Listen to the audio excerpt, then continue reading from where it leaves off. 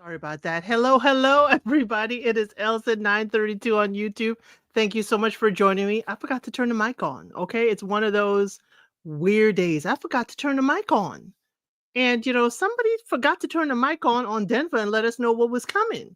We are here for Love is Blind Denver, episodes 1 through 6.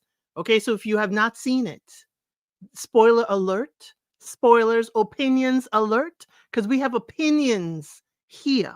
Okay, lots of opinions here.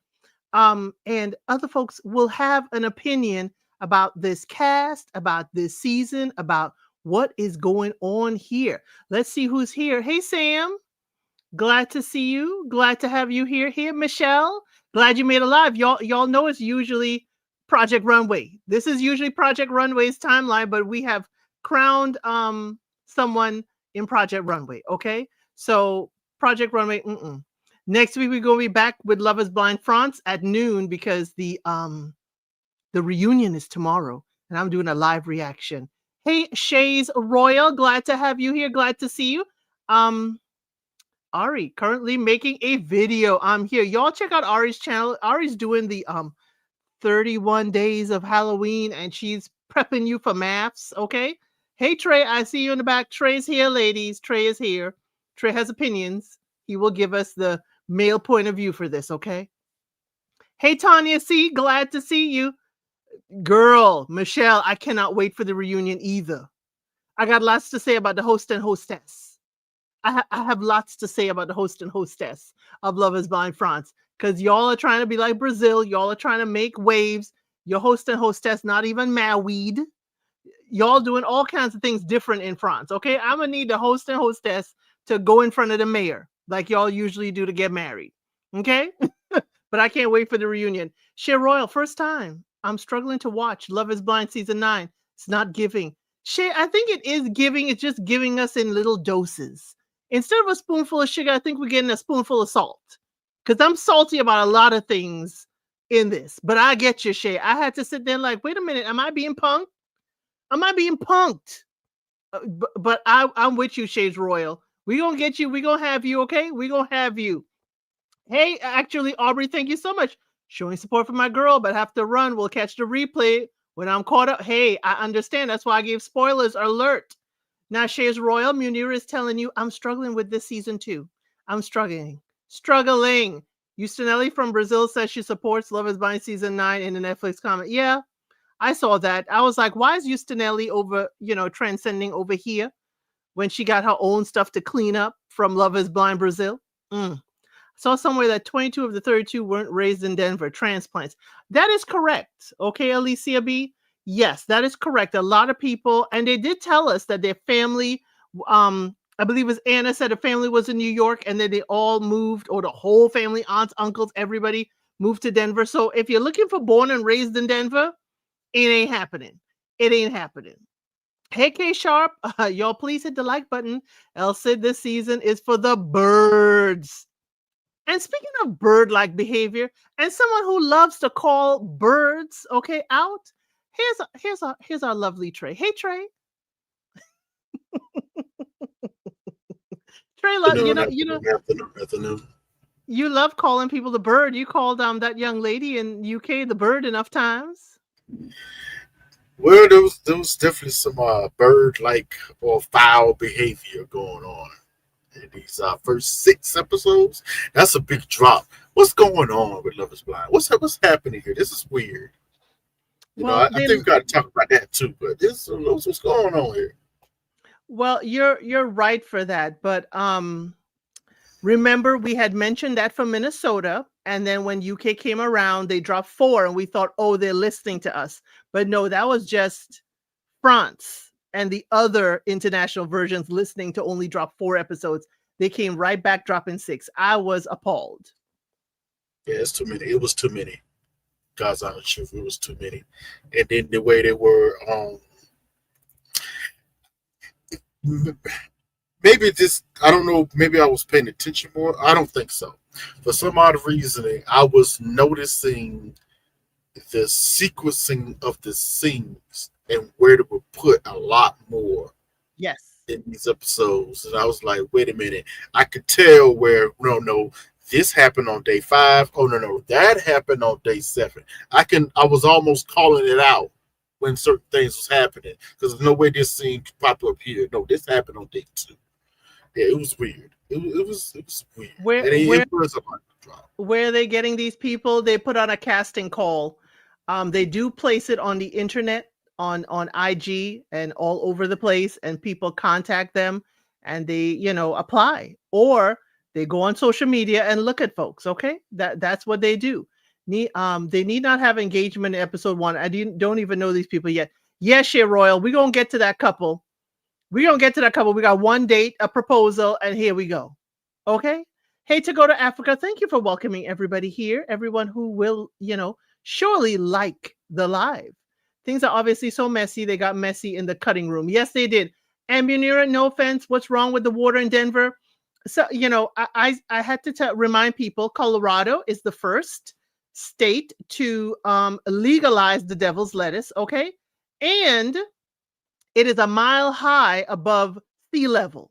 So we were having a little chat in my comments that, it's 2 sets of highs going on. So the air is thin up there. Okay. The air is thin.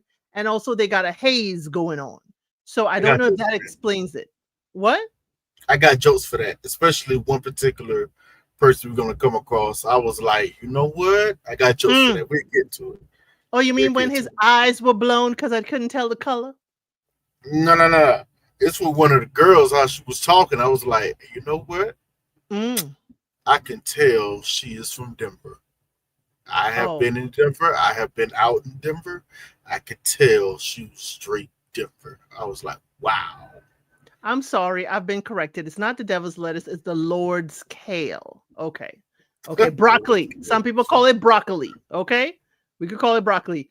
And Tanya C said the elevation has something to do with it, with the brain. Yes, Tanya C, because the oxygen levels are very low and it's very thin air up there. So that's what I'm going to see. That's what I'm going to say with these folks. Okay. The contestants this season just want to be chosen rather than have real chemistry and like each other. They are strange and depressed contestants. I can't see that, Munira. Now, Trey, I got my media assets. Okay. I got the assets for you.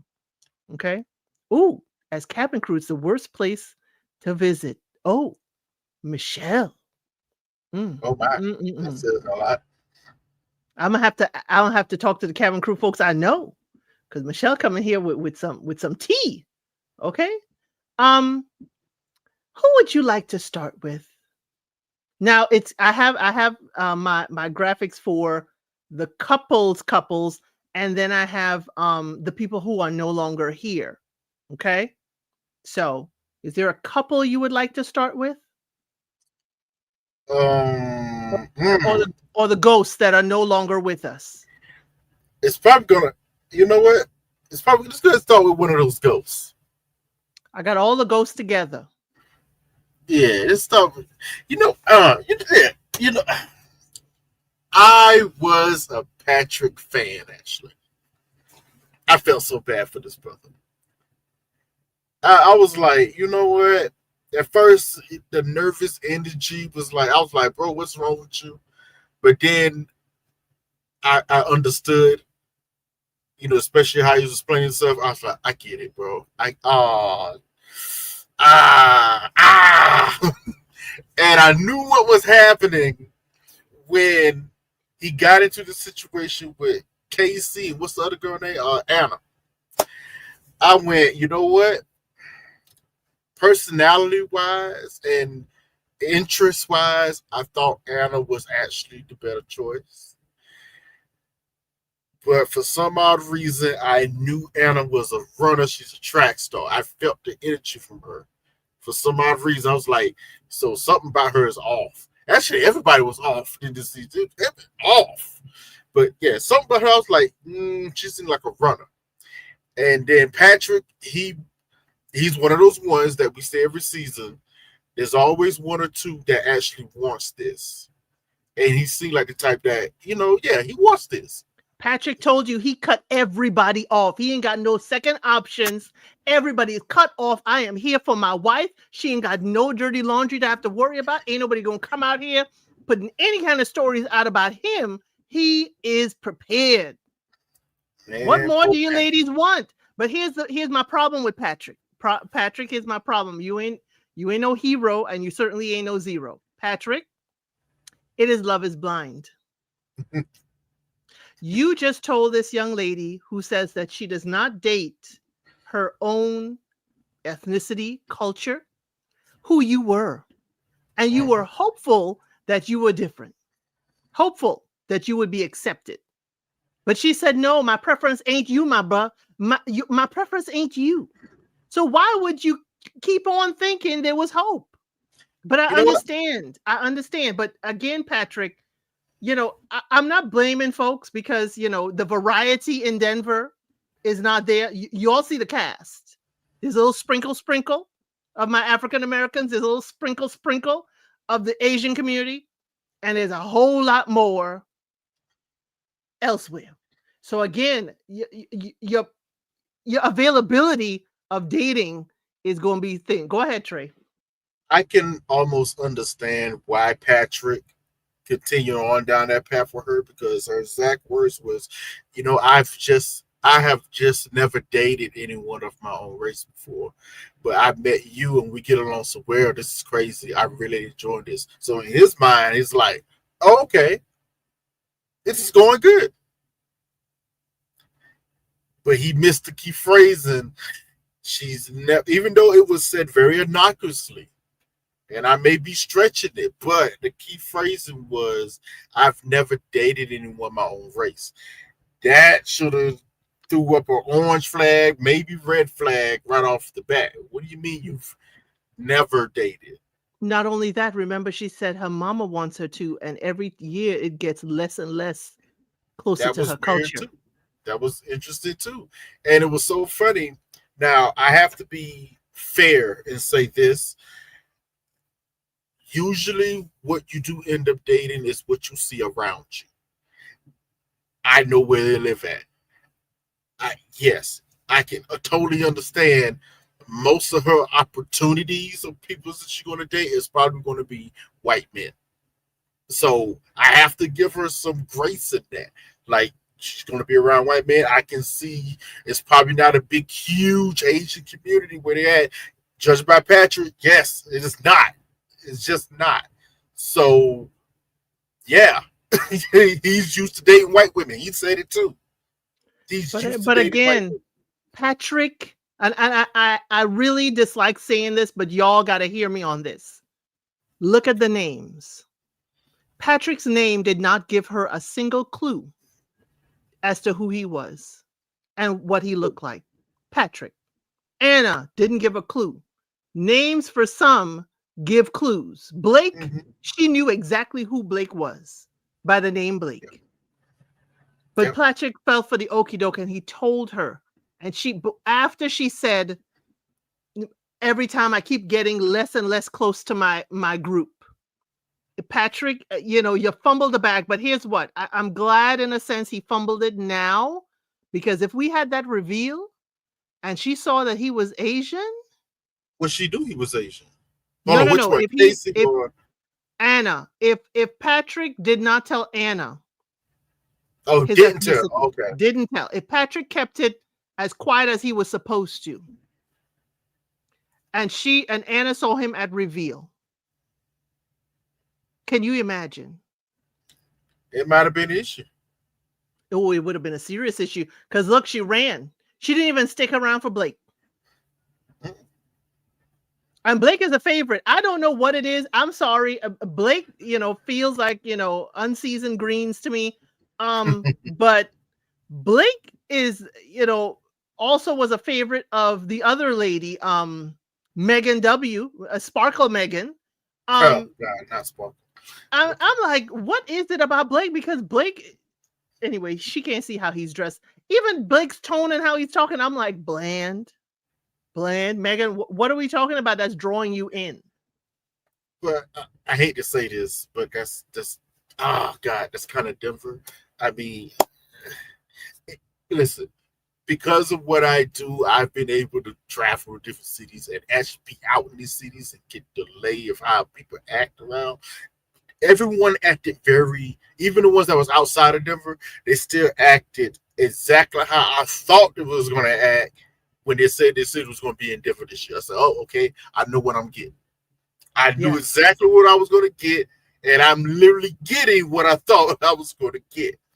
So Yes. in that instance, I wasn't surprised how it seemed like, oh, this is boring or something going. This is nah. This is just The different Denver. people. Just different people. But for Not me, saying it's it's not bad or good. boring. For me, it's not boring at all. Not me. For I'm good. mm, it's not boring. It's boring in a sense. I could see where people could see it's boring. It's not a whole lot of waves. You got to look under the water to really see where the current is flowing, and you got to look under a lot of it. Patrick, where he's talking about, his dating history, him being the only one in the school, in his neighborhood, in his friend group. I'm I'm going to ask Patrick, what is his cultural identity? What traditions does he have? Is it only through family? And um does he practice anything, of the sort?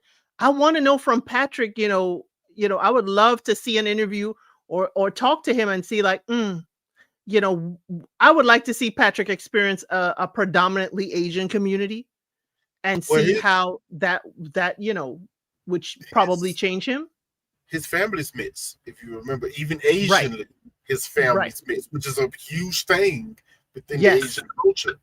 Like when he told me his mixture, I was like, oh wow, that's why I understood immediately. I'm like, whoa, I see where some of his like, yeah, because even when he was talking to Anna, he was very. If you notice, Patrick was trying to be very careful not to talk about his Asian heritage Yes. until Anna said some key reference words that made him think, wait, are you Asian? Hold on. Because we kind of speaking the same language here. Nah, something. And that made him more open to say, you know what, I'm an Asian guy. That's when he got into all the Asian talk. But even when he was asking her what kind of Asian am I, she was guessing. You could tell he was very hesitant about saying what Asian he was mixed with, because even within the Right. Asian culture, it can get very segregated and even racist. Yes. It just And can. as Michelle is showing us here, his stepdad, even though he is, mixed by his mom and dad, I believe he said Chinese Cambodia. and Cambodia. Yeah. His stepdad is Japanese. It's crazy. That's It, crazy. it's and it's wild because my grandmother's youngest brother, his father is Chinese, and it is wild. And through him I kind of like saw the lens, as you were saying, how we just see an Asian culture, but within themselves they do separate amongst themselves. So I feel for Patrick. I find his family diversity within the Asian culture to be interesting to me, because I know that kind of how they how I've experienced them to technically kind of be Asian but then separate amongst themselves. I am intrigued by Patrick's, family, and how they became, so diverse within the Yeah. Asian culture. Because But that usually Patrick, doesn't happen. I need That Patrick usually to doesn't. I need Patrick to love himself. Yeah, you know what? I've noticed that everybody's saying Patrick has a lot of self hate. I don't know if I want to go that far. I think what has happened is usually, you know what? These comments, I'm realizing a lot of people actually don't understand the Asian culture as a whole and how it operates within itself. Like, it's not really self hate. He knows the type of energy he's going to get depending on what type of Asians he's going to be speaking to. Yes. White people, black people, this and that, most of them won't understand. They just, oh, you're Asian. Okay, cool. But when he found out he was talking to another Asian woman, that's when the extra steps kicked in. Like, okay, whoa, okay, let's figure this out. Because within like I said, it's a whole thing within the Asian culture itself. I had the And, chance to have an Asian friend and talk to an Asian girl before. Yeah, it's like I was like, wow, this is okay. I didn't know it was like that. it was something else. It was something else. Patrick just trying to be altruistic. Moondust Angel in his interview saying he doesn't hate Casey. He's trying to be altruistic and Of rise course. above it. And I understand that. But I can I tell agree with you you. this. And to bring it, if people can have this perspective, being someone with Caribbean heritage, sometimes African American families don't necessarily want a mixture within the Caribbean. Yes. Sometimes. Sometimes there are Caribbean islands that don't want to mix or marry amongst themselves. Yes. I can tell you right now, my first husband's family is American, but his mama was Jamaican. To say that my Trini family was not too thrilled, Mm, understatement. yes. Because of issues they've had with each other going way back before my grandparents were born. But Yes. again, that is to kind of tell you within it, with everything that Patrick is talking and going on about, it's that kind of separation, or that kind of, maybe, side eye, not necessarily complete distrust or hate or whatever, but side eye of it. Okay. So even though you're saying, Patrick may have some self-loathing, I don't think so. I think Patrick understands more than most that navigating within his culture, through all three of them that he has identified, is going to be interesting. Now, funny you say about Anna being a runner and a track star. I saw that. I'm with you. Yeah. When she tripped up on, have you ever ghosted anyone? Yeah. Woo-hoo. Yeah, yeah, yeah. She doesn't. You can tell she doesn't deal with any issues that she has for the face of. Her first response is to sidestep or run. She doesn't like facing issues straight on. I think the biggest one she has for her life is her own mother, because she kind of spoke to that in her own parents, which is half the reason why I think she left. Because I thought it was super telling when she said, "My parents don't even know that I'm here." And usually she talks to her mom a lot, and it's been, and yeah, she said, I talk to my mom a lot. It's an Asian mom. They gonna be in the kids' business with everything, and they're gonna be moving goalposts. Yeah, it's a lot. So when she said that, I was like, and she said, I ain't spoke to her in days. I bet they're wondering what's going on with me right now, what's happening. I said, ooh, I bet her parents are trying to track her down. Yes. She doesn't have her phone. Tanya, see, just to interesting talk to senior Jamaican and Trinis. When I dug into it, and not just, now we ain't got no issues, but back in the day when CARICOM, which is Caribbean Commerce, wanted to help bail out Haiti financially, Trinidad wanted to do it, Jamaica was against it, and there was a big scuffle within the Caribbean politics about it. So that was the whole, that's as far back as I got with it. um, I have to say my favorite date in this entire thing was that camping date with Blake and Anna. Whoever tricked out the pods with the log pillows and the trees and the little ovens to build, make the s'mores. Whoever tricked out that camping date for Anna and Blake, you need a raise. That's how I would like the dates to go. I need it above your board. And yet here we are, loving that date, loving the decor, and neither one of them stayed. Do we know why Blake left? I'm trying Um, to. Blake said he needed more time. More time. Like he didn't sign a contract and didn't know it was going to be 10 days. Blake needed more time. I was like, okay, but a lot of them were like that. If you notice, so it got me wondering, like, where did they pick these people from?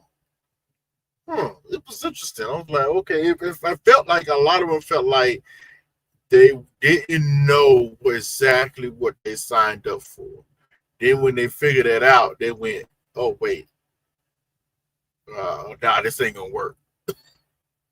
It What just is what weird. what season is this? Because I'm sorry, they have been quoting Charlotte. Okay, we quoted "I ain't gonna lie to you and tell you I'm Megan Fox," and we quoted "You gonna need That an was crazy. EpiPen when you see me." So, That was so what do you crazy. mean they don't know what they signed up for? Yet they still got people here talking about they never seen the show. Right. He didn't leave for Anna, Moondust Angel. Anna left. Patrick was there, hello, hello, and nobody there. Then when Blake was heading to his date for Anna, he was told that Anna was not there. And then he decided I needs to go. Now I what thought he if was going after her, but it ain't that romantic. that actually happened? It just get crazy. What if they left and all of a sudden they come back and they're gonna be together? That'd be nuts. I would, for I don't think it's production's gonna sake, happen. I would let you back, but as a viewer, I would be side eyeing y'all. I'm sorry. I'm sorry. And production, I'm seeing you. I'm watching you, production. You want us to know, one, you're feeding them. Two, you want us to know that they are free to go.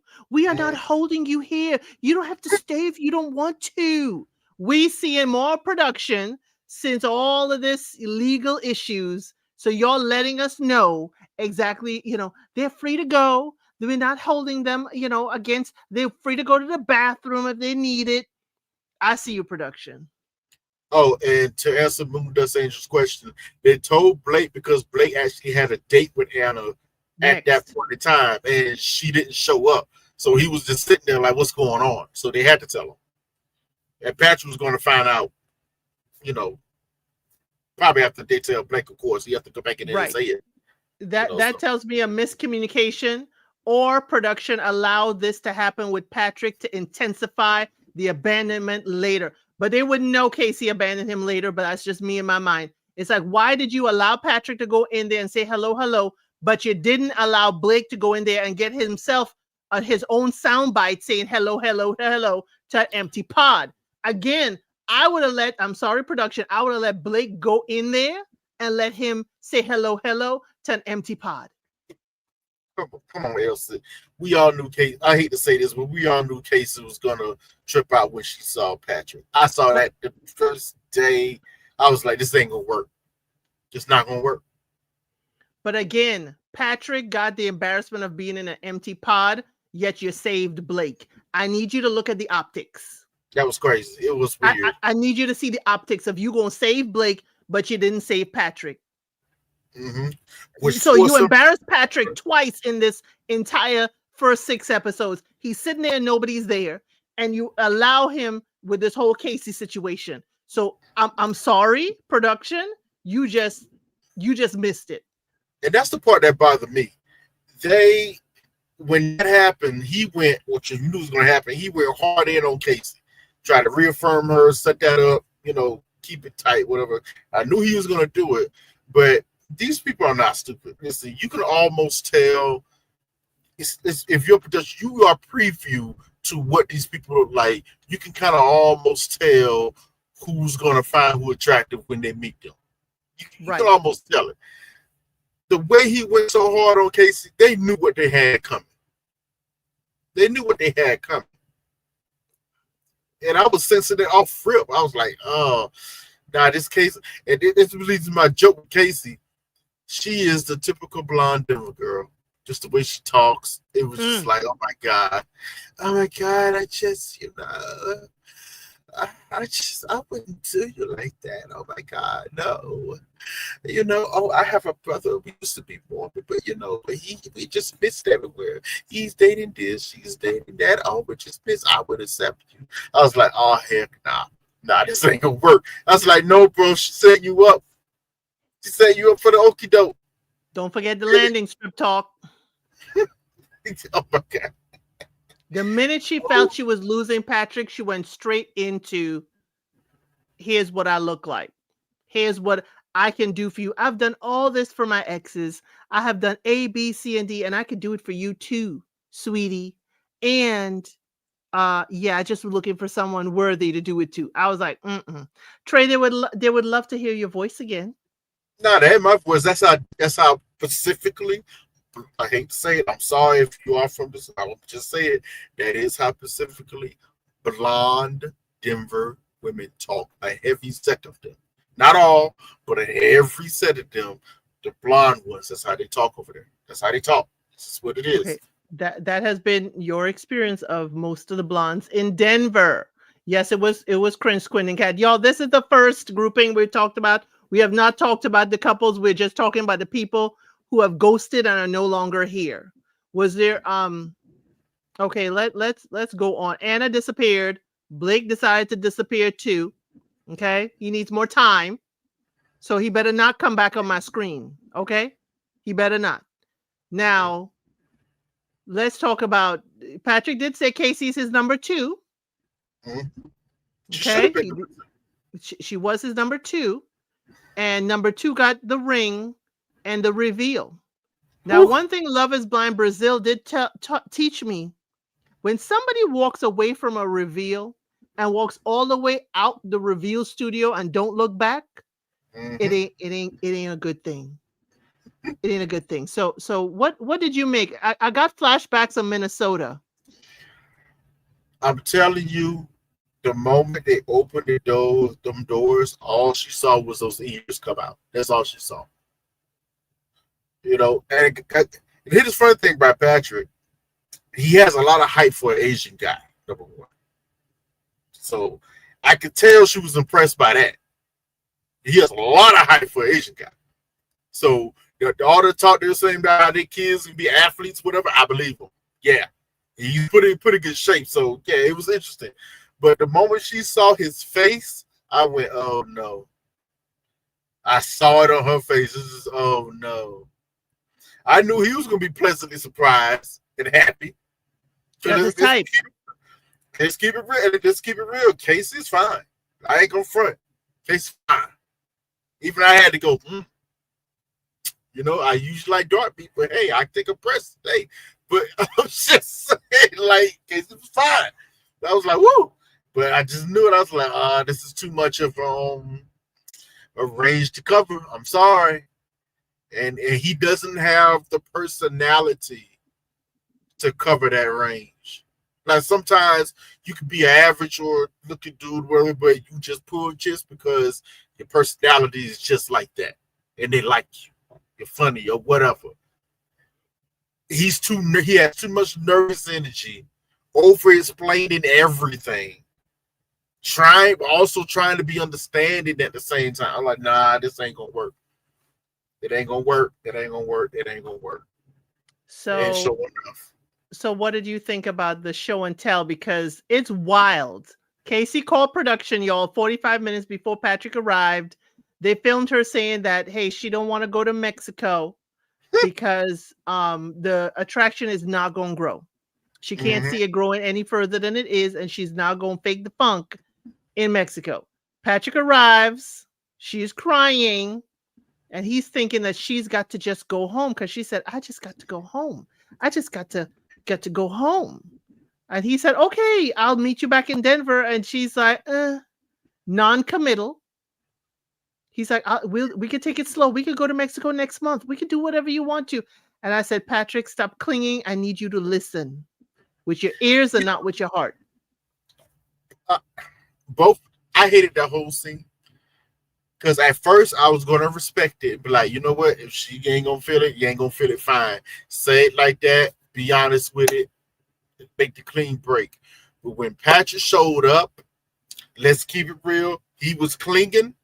And let's also keep it real. She was not being clear with the breakup at all. And it was pissing me off as it kept going.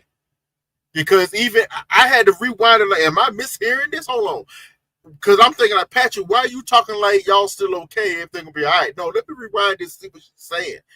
No, she did not make it clear that she was breaking it off with him at all. She's just like, oh, I just can't do this. It's too much. Just not now. I was like, oh, hold on. Let me do it correctly. I just can't do this. Oh my God. I just have to break up. Right? I just not right now. It's just, let me just give me some time. And she was saying this. I was like, oh no, he doesn't understand. He doesn't get it. Somebody, I think after that, and plus she was hanging off his neck and holding. I'm like, wait a minute. Now you give him mid-singles. You give him mid-sync. It looked like you are looking like, hey, we can just do this on our own time and to just take our time. And that's where I was like, at that point, I was like, I can't blame him for thinking that way. Because that's exactly what you was giving. You hanging off his dude. You still kissing him. And running back to him. I'm like, what is going on? And you know what? You know why she did it? Because she realized, she said it to the producers. She realized how this looks. She realized how she was going to look. So she tried to cover her own behind. I was like, yo. But we have all the footage. You can cover your behind as much as you want with Patrick, but in covering your behind, you made Patrick look like a complete idiot. Because their production is asking him, "Do you think it's attraction?" He's like, "No. Look at how we are with each other. This is we're attracted to each other. No, it's not attraction." Because she walked in the door, runs back to him, jumps in his arm, kissing him all over the face. Patrick is on cloud nine, not realizing that he about to fall over the side of the cloud and really hit landing. They And now here told, he is talking that, and then they show us the footage before that. I'm like, yeah, girl. they told him. I think they finally told him the truth after all of that, because he came back in another confessional and he was like, I don't understand what's going on. I'm a little confused. We need to talk. You know, I was like, wait, ooh, no, they told him. That's at that moment I went, they told him. Nah, she's breaking up with you, bro. They told him. So Right. yeah, She's not going to see you back in Denver. So do you want yeah, to come back? Because we got Anna coming up at the mix-up. Do you want to come back? Because we yeah, see in the previews, he and Anna having a discussion. yeah, And I think yeah. that's where Patrick lets out all his frustration, because he's like, he was ready to propose to Anna and she left. And Sam, I'm sorry, Patrick didn't give her so many opportunities. It was an opportunity. He thought they were still going to be all right. It wasn't no opportunity. Yeah, it was no opportunities. At first, I thought, okay, maybe he's like, yeah, I understand. He's like, he just want her to say the words, break it up. No, as it kept going, I was like, oh no, he don't know, and she's not telling him. And the producers are standing there like, "Ooh, get this on footage," because she's not telling him. He don't understand. Oh my, she did not tell him. I'm sorry, I just don't see it for us. I just don't see the attraction growing, and it would have ended right then and there. She's never said that to him. Now, not to stay on them because we have a lot to talk about. I don't believe, I need to see Casey's family to believe the story she told us. Yeah. I need to see the brothers' girlfriends, because I don't believe it. And again, let this be a lesson to anyone going for Love is Blind. Do not put your ethnicity out there. Don't put it out there at all. He could have said whatever he wanted to say. Oh, I know several different languages, but I don't feel comfortable because, hey, the show is all about getting to know each other and not our looks. Again, don't do it. So Sam is saying, yeah, he whispered, are you trying to break up? That's not an opportunity. That's a confirmation. That's not opportunity. That's a confirmation. He's trying to understand what, because remember, he doesn't know what's going on. Why he's getting called here? Hey, babe, what's going on? Blah blah blah. That was in the beginning. He was trying to figure out what's going on here, and she never confirmed it. Never. But we will agree that production allowed Patrick to be humiliated several times throughout that interaction. Anna's leaving. They have, even with Mike, Patrick's interaction with Mike. It was, I said, why are y'all showing me this? Remember when Mike put up the Phil Jackson, triangle defense? I was like, Patrick is like, what? I mean, y'all didn't have to show us Patrick's reaction that he completely clueless as to what's going on in the men's lounge. Playboy Mike. Playboy Mike was something else. Yeah, I don't think I have Mike on the roster, but we could talk about Mike when we talk about the other folks. Okay. So who would you like? Do you have anything else to say about these four? Who would you like to go to next? I'm being so nice to Trey today. Y'all better remind Trey whenever he said that I'm not nice to him. Y'all better remind Trey about today. Where would you like to talk? Who next? We gonna be stay exciting. Let's talk about Ebony Token Couple. That's crazy. The Ebony Token Couple. What the hell is going on with this catastrophe building here? First of all, I never believed from the beginning. Mm. Sorry. I'm just sorry. Didn't see it. It doesn't work. Nah. But then I started to understand why. How do you pronounce her name? Is it Cabria? You can say KB. They call her KB. KB? I like to say people's names correctly. Calibria. He keeps saying Calibria. Calibria. It's Yes. Calibria? Okay. Yeah. It's Calibria. Listen, I've been okay. giving you my all, Calibria. I've been giving you all, Oh, KB. listen. Let's start with Calibria first. She is, I'm going to be nice when I say this, and I mean this positively and negatively. She is a very dominant person, and she wants to, in her mind, I think she believes she wants to assert that dominance in a relationship. The moment she met, what's his name? Uh, Edmund. Edwin. I don't know why I spazzed on his Edmund. name. It's Ed. right. Ed. It's right there on the I screen. know. I was spazzing for a second. The moment she met Ed, he started talking. In the back of her mind, she went, "Oh yeah, I can run this." Wait a minute. I'm clocking you, Trey. You want to say her whole name, but you don't want to say the guy's full name. I see you. What you I, mean? I'm clocking you. I'm I clocking you. couldn't. Beautiful, absolutely beautiful black woman. You don't want to abbreviate her name, but the dude, you gonna I'm gonna get abbreviate his his. name right. I'm gonna get his Mm, name right because I mm. think he's a sweet. Edmund is a very sweet dude, but he is lacking in some social. He's lacking some social commentary when it comes to him talking to people. Period. He's very high energy, very very energetic. Yet there's something about him. And you know what? Oh, that might be too. Somebody said it. That might be a little too. It was plain genie. That might be too far. but, but yeah, something's a little off with Homeboy. It's a little off. It could be arrest. I will go with Arrested Development. Okay, I Yeah, will go with I would stop right there. The question mark with Arrested yeah, Development. I you know I know Edmonds, as yes, male or female, who yes, may give you as you say in the chat. I'm gonna use y'all words, okay? Because this ain't me. The cartoon character voice. Because there's a lady in here that I think she's giving us a cartoon character voice Oh in my the other God, couple. baby! Oh Right. my God! Yeah, But remember, I want everybody to remember this, okay? Yes, Edmund grew up in foster care. And I will say, in a sense of foster care, and I'm coming at this from my husband was in foster care. He was in a wonderful foster care home, but being in and out of foster care, Edmund kind of has to play nice and want to be accepted. Don't want to cause any problems because he wants to be able to stay there. It's very much overly people pleasing in order to hope that this is the home you're going to stay in.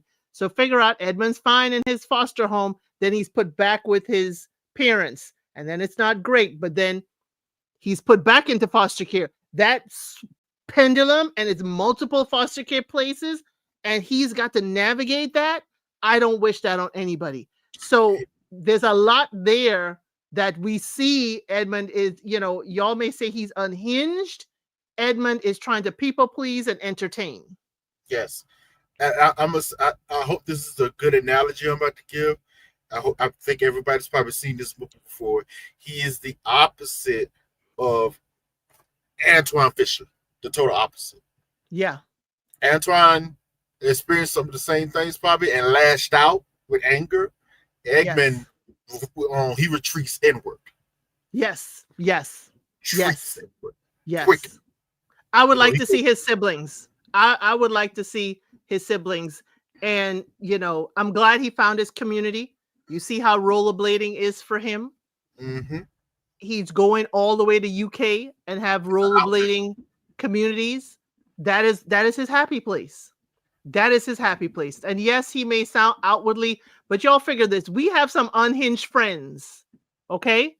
We all have some unhinged friends that when we're going out with them, we got to side eye them and pay close attention to them. Either they're going to be outbursting, Maybe you have had a friend in college that gonna throw a drink at someone that gonna be the one starting issues and fights. We have some unhinged people that people may be talking and all of a sudden they're gonna cuss somebody out. Many of us have unhinged folks. The hinge is just swings a little different with Edmund.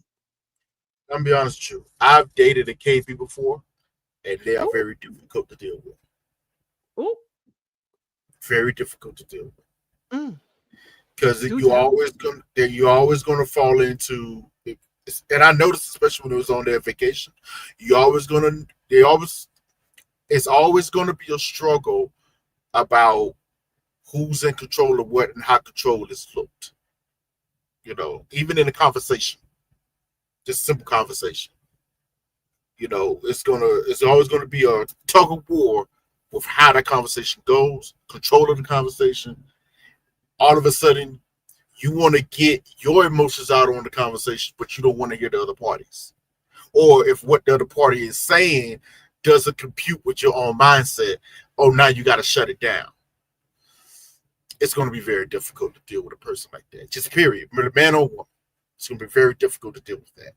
Now, Squintin' Cat says the favorite clip is Edmund reacting to Calibria's taking off of her eyelashes. I felt that was, for me, yes, I was like, daggone it. Then I felt really sad. Really sad. Trey, at what age were you that close to your lady that you saw her kind of take her hair out, take her eyelashes, and watch her take off, her makeup? Honestly, I didn't. When I was young, I say I'm gonna start teenage years. Teenage to young adult years, I kind of dealt with the women that was more on the natural side of things, Okay. but not during about 22, 23, 24 is when I started really dealing with women who wore the wigs, heavy makeup, stuff like that, whatever. And I flipped back and forth. So that's when I started, being experienced to that. So for the first time, it was something like you snatched off the eyebrows, the wig come off, you see the braids, you're like, oh, whoa, wow, this is a transformation. Oh, okay. Yes, to some people, you got to get accustomed to that. Especially when you're not used to it or you Well, don't that's see. that's my thing. He's not used to it. He's not seeing it. Nah, I took it as maybe he's dated these type of ladies, but they haven't been that intimate to be there for her to take off everything. no, it has And not. and for me, I know a lot of ladies who are like Calabria. Sometimes they don't want to take that off in front of their dude or have him around at all when they take that off. I've come Yep. across Thank women you, like Keisha. that. Well, yeah, yeah. I come across women that way, but for some odd reason, I'm not trying to toot a horn or anything when I say this. For some odd reason, some women have gotten comfortable with me that the wigs. I started seeing the wig get snatched off night two. Like how we just met, it's second day, we go home, chill at the house a little bit. All of a sudden, they snatch your wigs off. I'm like, whoa, when did we get this comfortable? Like, Oh, so do tell us, Trey, when is the appropriate amount of time before the wigs come off? here's the argument. There's really not an appropriate time. It does. I would tell my brothers it does depend on the comfortability that she has with you. I would say it will always be a plus if she feels that comfortable with being open with you. It's a plus, bro. Now, to you, my brothers, listen, that's something you're gonna have to get past. All right. I know it's gonna be, whoa, what's going on? My first time it happened, I was like, I wasn't ready. Luckily, I didn't react too badly because mine was a turnaround. Like, I see you 1 minute, hey, yeah. I turn around. And, what just happened? What just happened? Luckily, I didn't react too much, so she kind of covered it up, like, oh, okay, and acted cool with it, and that just helped out with the comfortability. Now, But I'm glad you yeah, said that. I'm glad you said that because yes, Shea Royal, I agree with you. The wig needs to come off early. But the flip side of that is we've seen on the internet that some ladies, I can if do a it. man wants you to be that comfortable and take it all, wig, eyelashes off, they are terming it as the man trying to strip you of yourself. Um, and I've heard that a lot out here in the YouTube and social media spaces. If a man says, "I'd like to see you without your makeup," they're being told that that man doesn't like them really, and that man is trying to, um, you know, get rid of what makes them them. But I agree with you. The wig and stuff. I only just started um wearing wigs in my 30s. So that's why I'm asking you. I don't know. I'm comfortable. I'm comfortable early because what I'm not going to do is put on a front.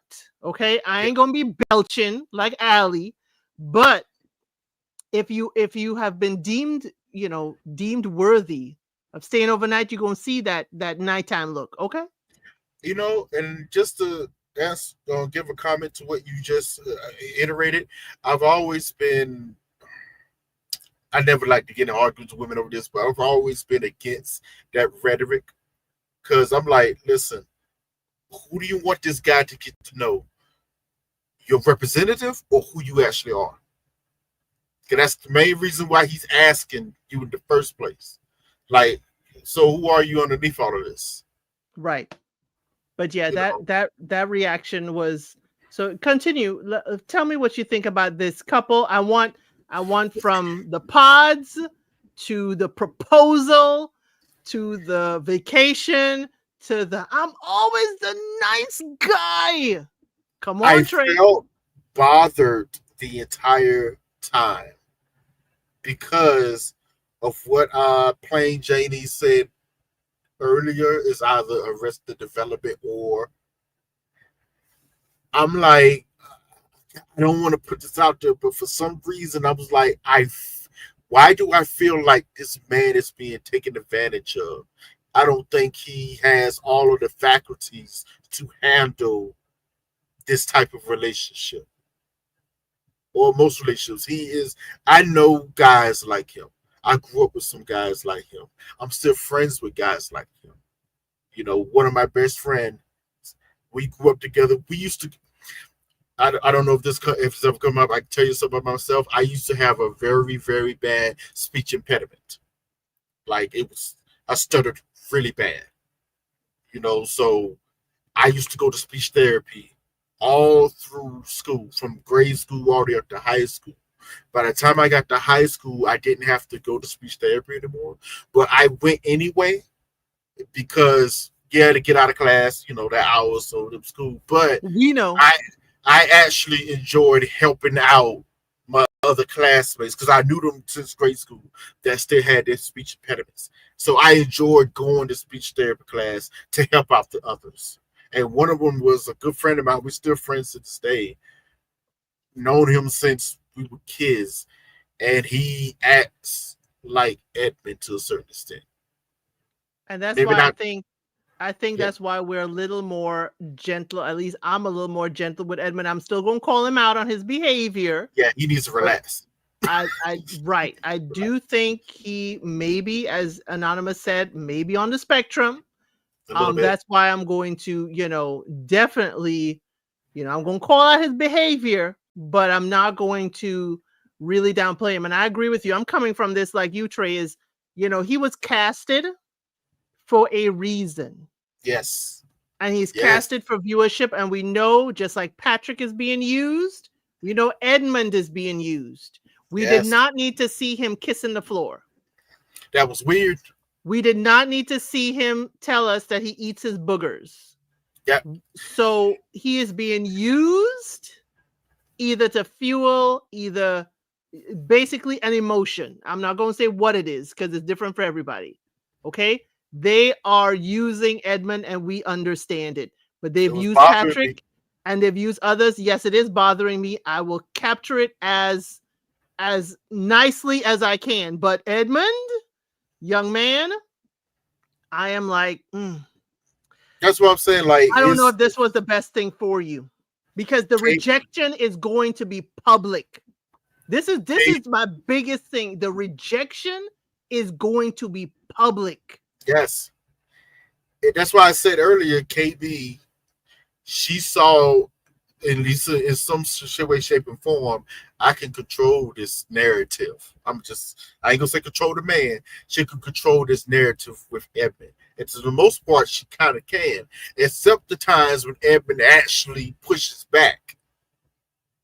It is very subtle when he does it, but when he actually pushes back, Yes, that's when she gets frustrated. Like, wait, whoa, this ain't supposed to be happening like this. This is not how I envisioned it. I'm like, I'm not liking this. This is bothering me. It's uh no. Please protect this man. He doesn't need to be here.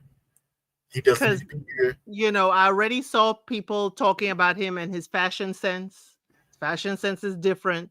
It People is. already talking about him, how he moves his body, run with the high knee kick. He is just very open and very expressive. Now, what kind of made me squint at Calabria is when he proposed, and y'all know I have a short out there with him proposing. Actually, I had to put it in members because YouTube said they don't want me to post that short with him proposing and yelling out whoa and jumping over the couch.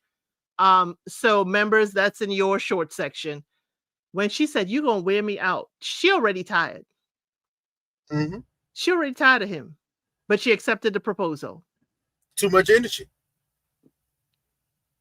And Moon Dust Angel, listen. The moment first, I'm gonna answer your question indirectly and directly. Indirectly is this: I hated the fact that she even asked that question. Why are you asking this man question? Why did you ask him that?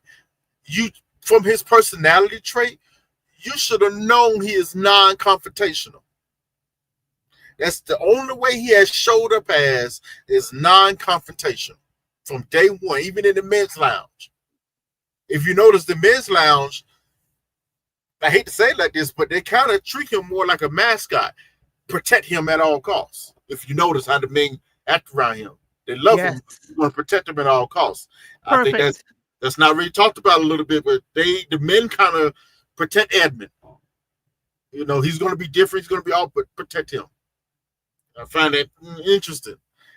But and now the women, besides KB, if you notice, the women are going on to protect Edmund at all costs. Ever since they got to know him down there at that in Bali, I'm like, oh, how is everybody protecting Edmund except you, KB? She And I'm is thinking, protecting him. I'm a speak up. Yes, that was foul. Her talking about, would you fight for me? It's like, KB, again, let's not cause this man. If you have a man that's non-confrontational, he's not going to fight for you. He may not fight. He said he's going to call security. Everybody doesn't have to throw hands. Everybody ain't Floyd Mayweather, okay? But here's where she protected him. I liked their interaction in this. And this is where I think Cal from UK, we never heard him say he wanted to talk to Annie about why she chose Nick over Brendan. We never heard him say that. But it was on his mind. It was on all the men. When he said, "Yo, what happened? We were in there crying over Brendan." KB said, "Oh, okay, don't trigger her. Watch yeah, your words, honey.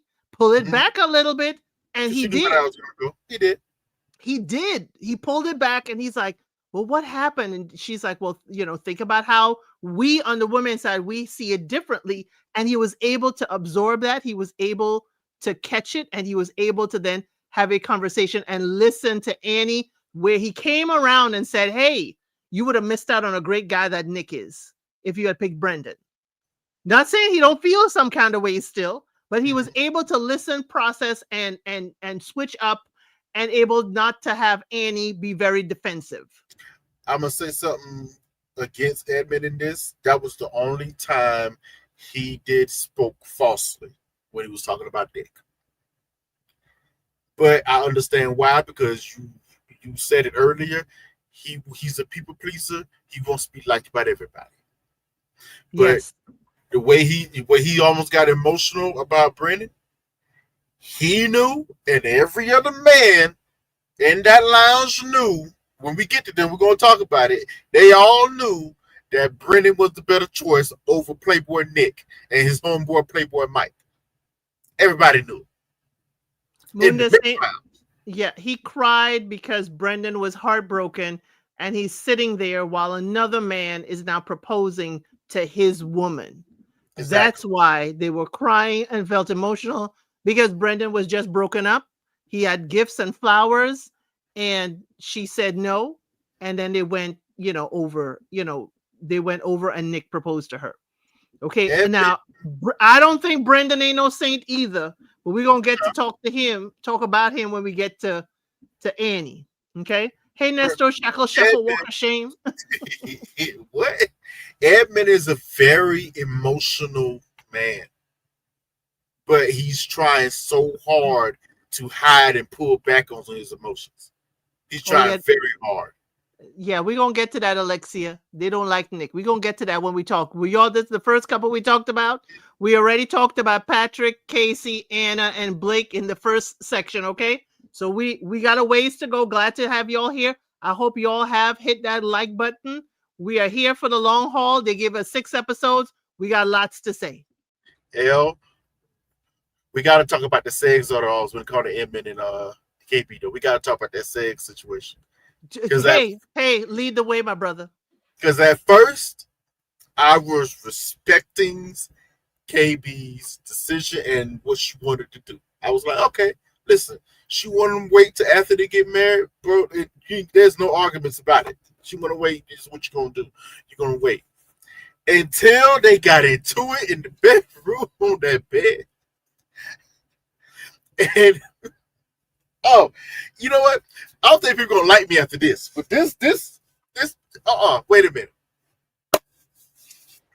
Edmund finally, I don't think he did it well, but he finally voiced what most men feel when we hear situations like this. Hold up. KB, I was like, shut. This is when saying too much is a thing. Why are you telling this man, your supposed to be fiance husband, that I have had one night stands before, whatever. I just, do what I do. I had when I stand, it wasn't a big deal, whatever. But I've also wait 9 months. This and that third. Okay, that's a wild difference, but okay. But why are you telling him, hey, I've had one night stands, it didn't mean nothing to me, this, that, third, yada, yada. But now you're with a man that you supposedly like and care about, but for some odd reason you want to make him wait. I'm be honest with you. To most, I understand where women come from with that because I've had these conversations before. Yeah, I still don't think women understand how that sounds to men. You trying to tell me, Edmund said it. You trying to tell me you're gonna give up your body to someone you don't care about, but not give it to me because you care about me? What world does that make sense? How do you think that probably make me feel hearing that? Like, cause you said it. Do you not hear what you just said? What? Huh? Hold on. Oh, wait. I'm gonna let you finish. I know, but it was just the whole thing was. I was like, Edmund, let this go. But I know he couldn't because he was getting triggered. I was like, KB, stop talking. Stop talking. Why are you telling him this? No, he is not emotionally equipped to handle this conversation. Why are you telling this man? Well, I don't want to go this far, but she made a point to say, I didn't look at it as horn. It wasn't like I was horning anything, but that's exactly how it was going to come off to him, the way you worded it. That's exactly how it's going to come off. I was just like, oh God. When the conversation started, I went, oh God, no. Oh no. Because at first I was like, Edmund, just because everybody has sex, you feel some type of way. You're trying to act like, it don't mean nothing. We know it do. You might need to let this go. But then when it started to get a little deeper, I was like, oh God, no. No. This is not gonna be good. And sure enough, oh my God, it can't be. I was like, bro. It was giving me a headache looking at it. I was like, bro. But yeah, it's a conversation I have been in before. I've had women tell me this, and I'm just looking like, okay, that's weird. Now, listen, I ain't no saint out here. We know. You know, there has been times where I haven't slept with women that wanted it because I didn't feel that way for them, so I wasn't going to give them my body. It was just bad when you worded that way, the way she put it. I was just like, uh, she just was not making sense. And I don't think she noticed or even understood that she just wasn't making sense logically to most men when we hear that. But that's always going to be a stickler between men and women sometimes on this stuff, on this subject. You know, they feel like, the women that has told me, they feel like, they because they feel a type of way about that guy in this relationship, they want to wait in before they give their bodies to that to make something sacred or make it nice or whatever. They want to feel that out, this and that third.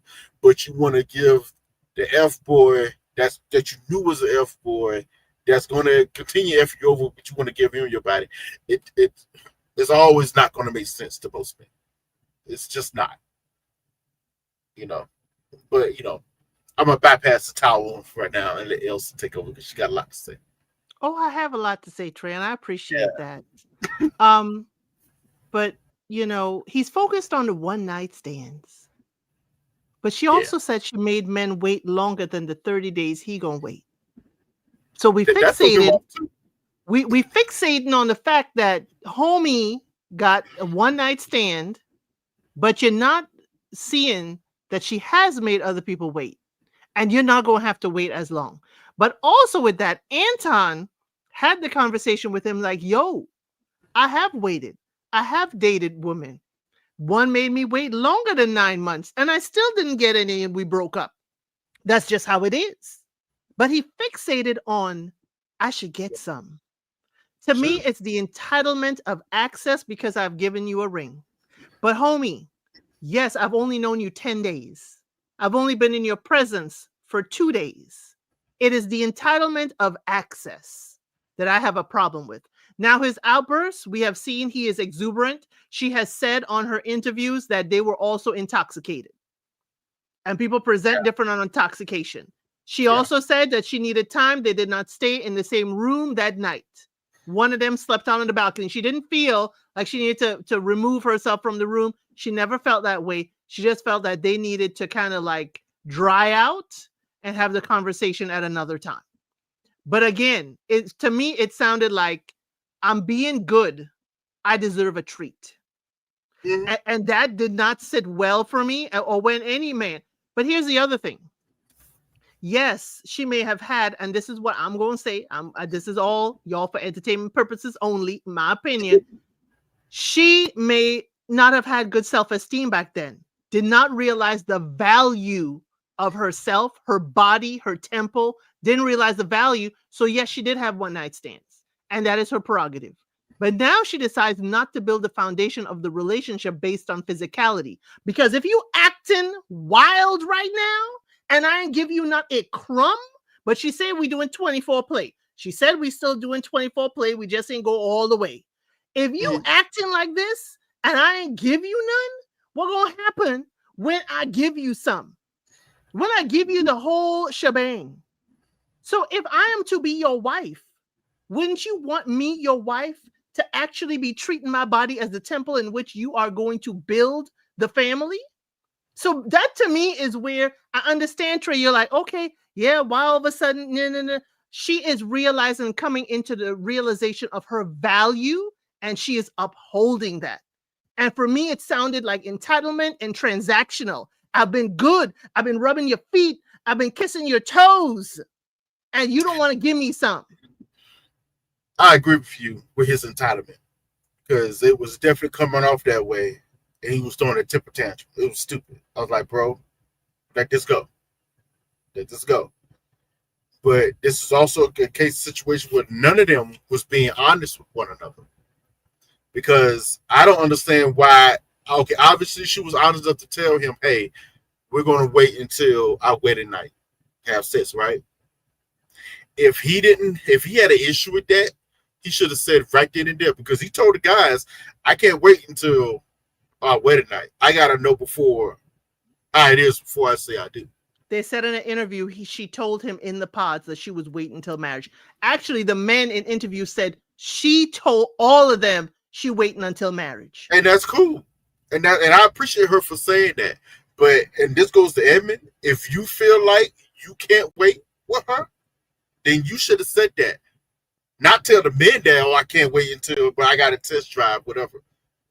You know, if that's how you feel, that's how you feel too. Because in this stage of my life, I don't know if I can wait until I got to test drive. I got to see what's going to be like. But if you do it, Trey, do you really need to test drive the entire vehicle around the whole city if you're doing 24 play? 24 play? Yeah. They said they're doing 24 play. They both said they're doing 24 play. They ain't being completely. If you want me to be real, yes. At this age I am now, yes. I need to know how we are sexually together in all things. Now, if you would have asked me, in my early to mid 20s, I'd be like, "No, you know what? If it's someone I love and I feel like we're going down this path, yes, I can wait." I would have said that then. Nowadays, no. She said correctly, "I could still give it to you, and I could still be a no at the altar." This does not guarantee us staying together. None of it guarantees. Because they both was right on that. None of this is a guarantee. But whatever your inclinations or your standards, what you set for yourself, cool.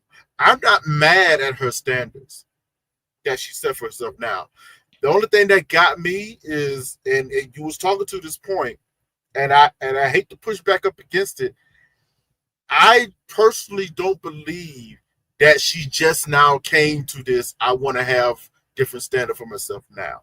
Especially when she told him, very cavalierly, "My last one I stand was, just about a year ago, maybe." Over a year ago. No. She made somebody wait 9 months. So she's on. She's all over the place. No, but she's on. You will hear people who are on a celibacy journey talk like this. And I understand. You hear them. I understand it. But all I'm saying is, I'm sorry. I'm hold on, Trey. Shea Royal, for YouTube guidelines, I can't just say 4 to the play. So that's why I'm saying 24 play. Janet Jackson has a song talking about 4 play. So I say 24 play so that when the bots are listening, they don't tag me, about talking about, sexual, intimate stuff. So that's what I'm saying. But thank you for the question. I always, don't know who understands and don't. So thank you for the question for me to clarify it. Okay. The only reason why this get to the point, the only reason why this is a real issue is because of the way that she came off and how she said it. It was no, somebody said earlier, it was no tact. It was just very cavalier.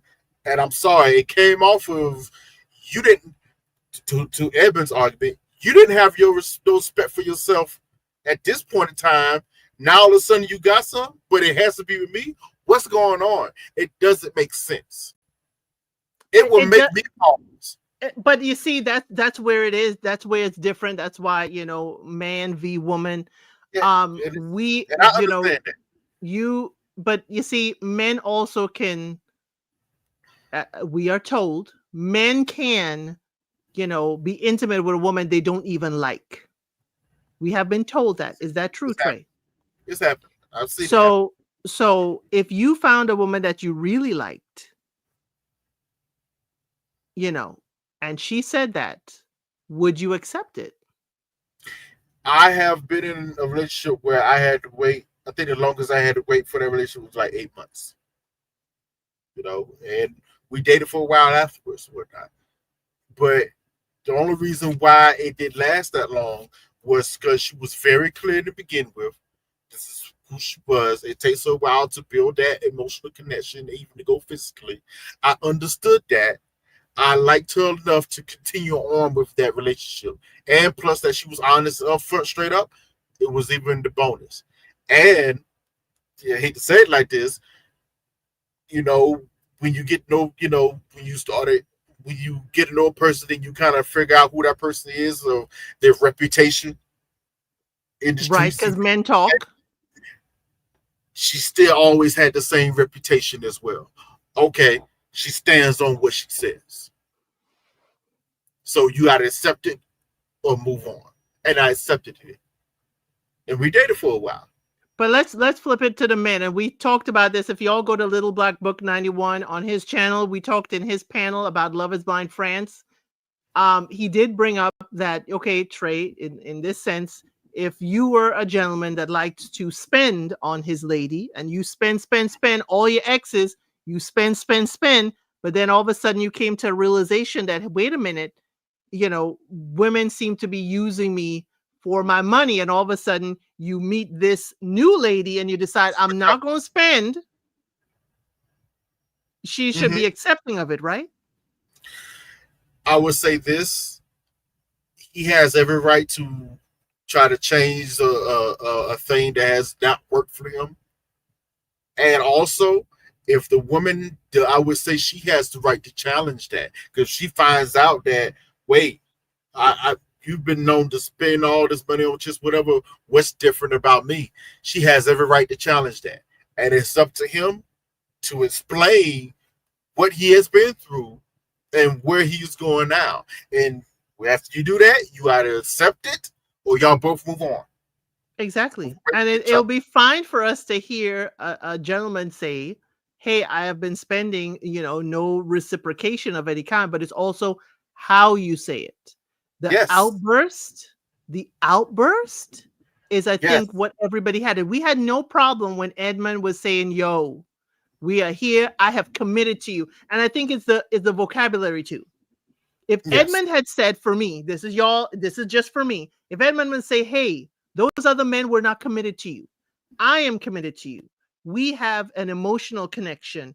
I have asked you to marry me. I haven't done that with anybody. And I'm paraphrasing that. He's probably the first one to propose. I don't know with Calibria, but doesn't matter. He's proposed now. He's like, I'm not running away. I am here. If you decide to, be intimate with me, I am not going anywhere. Why is it different now when I am your fiance? I am not them. That If is Edmund fast. had said that, I would be like, okay, let's have that conversation. But it was the outburst. It was for me, emotional irregularity. And I Mhm. know she said it's alcohol in her interviews. But again, you have to be able to have these conversations and bring forth what's going on. What are you thinking? But it felt to me, the outburst, it felt transactional. I am being nice to you. I'm being good to you. I deserve this. And it didn't come across well at all. I hate to say this, and this is not a boom for men, but I'm gonna be honest. Most men think very transactional. Most men are very logical. They're very ABC. If I do this, I earn this. That's how we're treated in society a lot of times. If we do this, then we get this result. You know, I'm not saying it's the right way to think because I do think we need to evolve that. But a lot of men do think very transactional, Yes, they do. because we are also interacted very transactionally. Like, let's just keep, to use your analogy earlier, most women, you start buying them things, saying, being lovey-dovey. What usually happens? All of a sudden, the love gates open up. It's very transactional. But hey, it's 30 days. She ain't telling you forever, my brother. 30 days. I mean, I am glad you're not like oh gosh, Guillaume from Love is Blind France. If y'all have not seen Love is Blind France, y'all are missing out. There was a gentleman while he's in the pods sneaking in a lady several times into the men's hotel and enjoying her company. At least Edmund and the men here, now that we heard of, had that kind of scandal going on. So we gonna talk more about it, and I'm glad for those interviews with Calibria kind of explaining things, explaining that it was a conversation.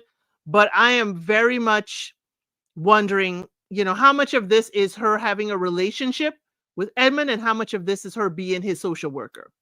Because I see her using her work skills with this man, and I She don't thinks want she's it. saving him. She thinks she's saving him to a certain extent. I get a save. She has a savior complex to a certain Well, extent. hey, she said she liked the Yes, 50-50 Trey. She liked the 50-50. yes. You know what? It's like I said, I've dated a KB, and yeah, it could be difficult. Even if you're actuating to her, it could be difficult. Right. Right. But hey, she's saying 30 days, I think Edmund, is either it's hot or it's cold. I think you need to move accordingly. Don't be anything other than yourself, but don't think that it means that you deserve access or it comes across like that. And y'all, we are being kind of really nice, as I said in the beginning, to Edmund, and a little more gentle, because as y'all are saying all in the chat, we don't know. Some of us he's giving, on the spectrum. Some of us he is giving that, he's a little bit different. But in all of this, we know he's being used by production. And what at least I'm not going to do is completely vilify him, because we know how he's being used.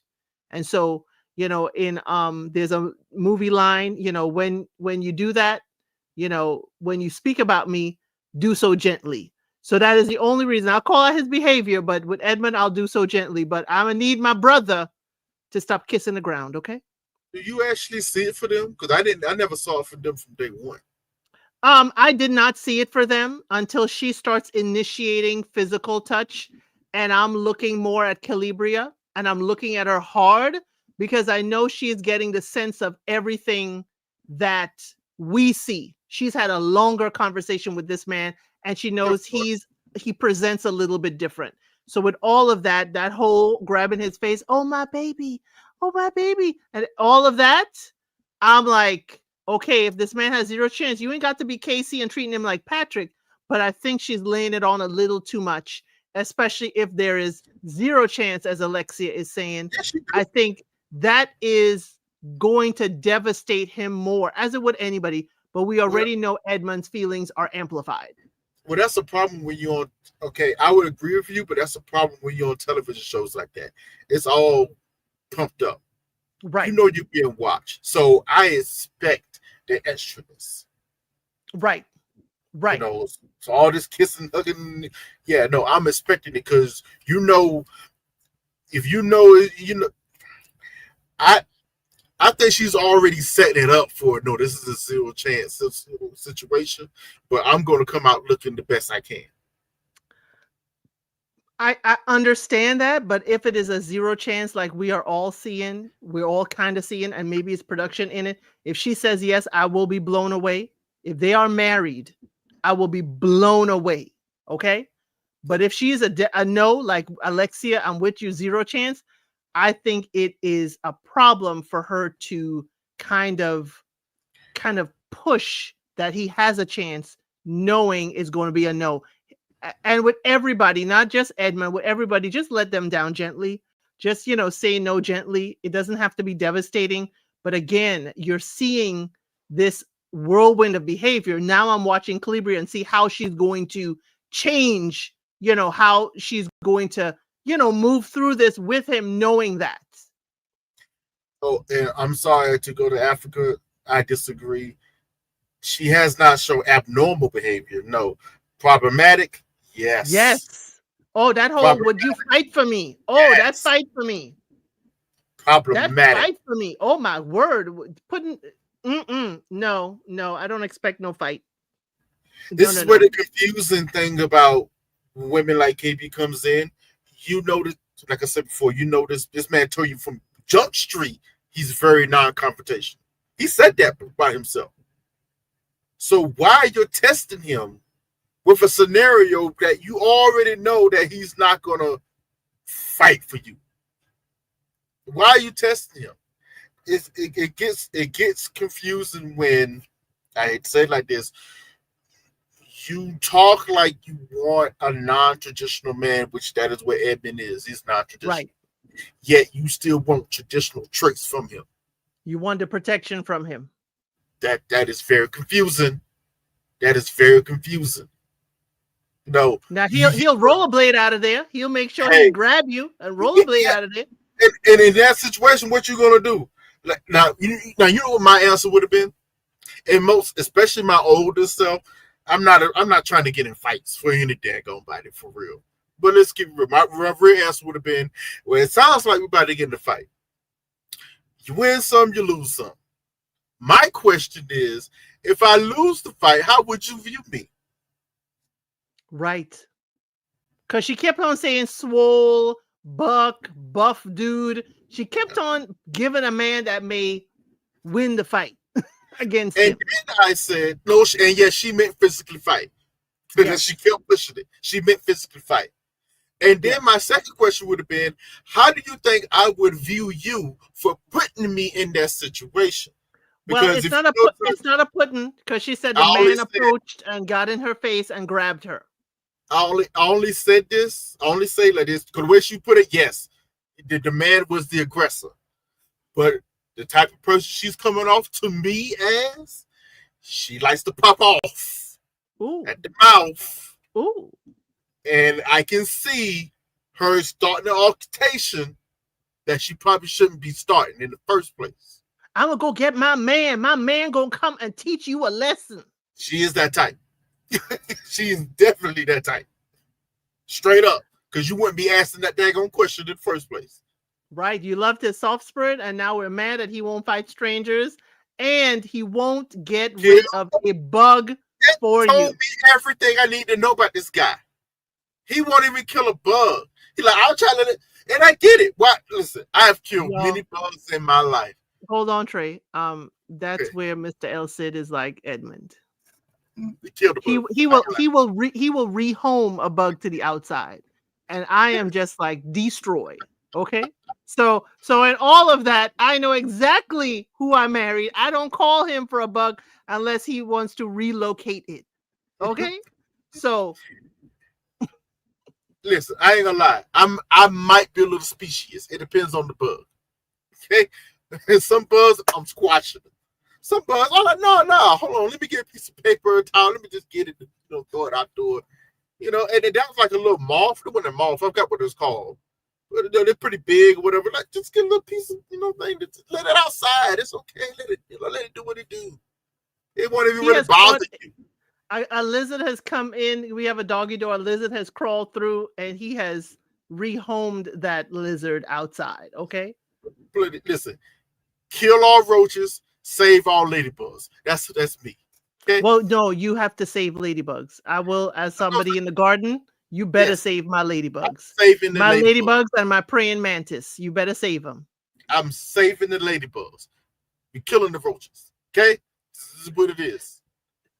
But and y'all, if y'all are asking why we're talking about that, we live in the south of the U.S. Whenever it rains, like it hasn't rained here in days, whenever it rains, I know in my back garden it's going to be wildlife all over the place. And that moth was okay. I don't know why she had a problem. I'm glad production showed us exactly what she wanted him to terminate. It was a moth, and he's okay with just collecting it and putting it outside. Yeah. No, we haven't seen anything to pop off. We're just making assumptions. We know we are, okay? We know we're making assumptions, okay? Yes. We're making a lot of assumptions. Don't put else in this. I made that assumption. And so far from what I've seen, I think it's a correct. You have not shown me anything to say prove otherwise. But it's my assumption and it's my opinion. That's okay. Sam saying that bug was a test too, a test of his manhood, and will he protect her? It was. The way she said it, I was like, oh, bro. Nah, bro. At first, she was like, just kill the bug. Even I went, just kill the bug, bro. But then when I saw the bug, I was like, oh, he's a little big. Yeah, just put him outside. Put him outside. Well, okay. Well, we want a sensitive man, but we want him sensitive in certain areas. So let's go. We got the other couples to go All through. Let's go to Mr. No Ring. right. Oh my God. Mr. No Ring. Anton, we got one. This is gonna be quick, y'all. We got one date, and then we got the proposal, and then we got a reveal, and it revealed that Anton liked a glass of champagne more than he liked his fiance. Okay, he liked a glass of champagne, and she left without a ring. And if you don't believe me, when she's standing like this, there is no ring on her finger. And when we get to the honeymoon, the ring is on the right hand, on the wrong hand. So production didn't forget to show us a proposal in the reveal. There was no extra proposal or ring exchange. And if he So, don't come out and say that he needed to wait for his grandmama's wedding ring, I don't want to hear it. so wait. So what was with that? That was so confusing to me. This is supposed to be the poster couple that we're supposed to be rooting for, but I don't think they're gonna make it. Ali No, done told us that she throws grenades. and he's seeing red flags in her like, oh my God. He is, and he's one of those dudes. He's going to be very quiet about it. He's just assessing. He is assessing her, and it's not good. Okay. She's not passing the test. I'm telling you that right now. I'm sorry, ladies, you didn't realize she is not passing the test. Okay. We heard it. We heard it, Trey. Now is she wrong? Is she wrong for wanting her ring to be of a certain percentage point? Thank you. K Sharp, we here. We see each other. She want that ring to be 10K. You know what I'm gonna say to that? I got two things of thought with that. First of all, three things actually. First of all, my first question was, bro, why did you bring that up? I was like, what? Test her. You know, Test her. either to test her or to show he was actually pretty annoyed that he actually spent that much of a ring for a girl that he just met 10 good days ago. Number one. Number two, when she responded with, it should be 10K, I was like, why did you do that? Why did you respond with that?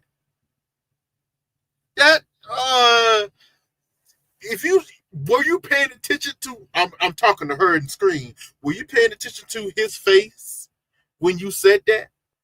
His initial reaction was, if you can't read my shirt, it says it all. That's why I wore it today.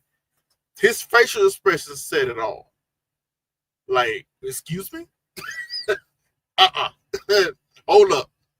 Yeah, hold up. Now, I was taught the ring is usually supposed, from the financial standpoint, it's supposed to be at least, it's supposed to cost at least 3 months of your salary out of the year for 3 months. That's kind of what I was taught. You better not. I'm sorry. You better not. I'm sorry. You better have that 3 months of your salary in our savings account. Now, see, Elsa, you're a different type of woman. You better not. Y'all, in everything, my thing is the ring is a sign of a commitment. I'd rather the commitment rather than the money you're putting in it. Because what I'm not going to do is travel with it if it's that expensive, because I become a mark. This is hood behavior. This is my hood brain coming in. Because I ain't going through where I was. I will be so uncomfortable walking around with that much on my hands. Like 3 mortgage payments, I will feel uncomfortable without security. My thing is, I understand why they did it in the past. In the past, it was because, and many people know, and many people whose grandparents may have gone through, war-torn countries, that jewelry was used to be able to fund them escaping. So it was used as a financial tool. Right now, we don't need that. I need it in the account. Elsie, y'all see what I'm wearing? I wear a silicone ring around these days. I've been wearing a silicone ring around these days. I have my regular ring. I have a paste ring that I do travel with, but I've been wearing my silicone ring around because I need the commitment from that man more than I need that actual piece of jewelry. And I was just about to say, Elsa, you're the type of woman that believes in building a family and a legacy with a partner. She wants to show off. She wants to, the extravagance, the look of what's going on. She just wants to look. Hey, I got a husband, y'all. Without realizing, okay, you got the ring. Now, what type of life are you actually going to have for this person? Right. If somebody So, says she's a nurse, we gonna be wearing that 10K ring at the hospital? heck no. Heck no. Ain't wearing that. You'd be a fool to do so. Be a fool to do so. But And nah, again, yeah, that insurance, you're gonna be paying for that insurance. That's why, again, my great grandmother taught me a lot. She had travel jewelry that was a paste or lower. It looked like it, but it was lower cost. So like the cubic zirconias is what you travel with, but your diamonds stay home when you travel. So I'm sorry. When you house at home, 10K is a lot. Is it a is. lot for a ring.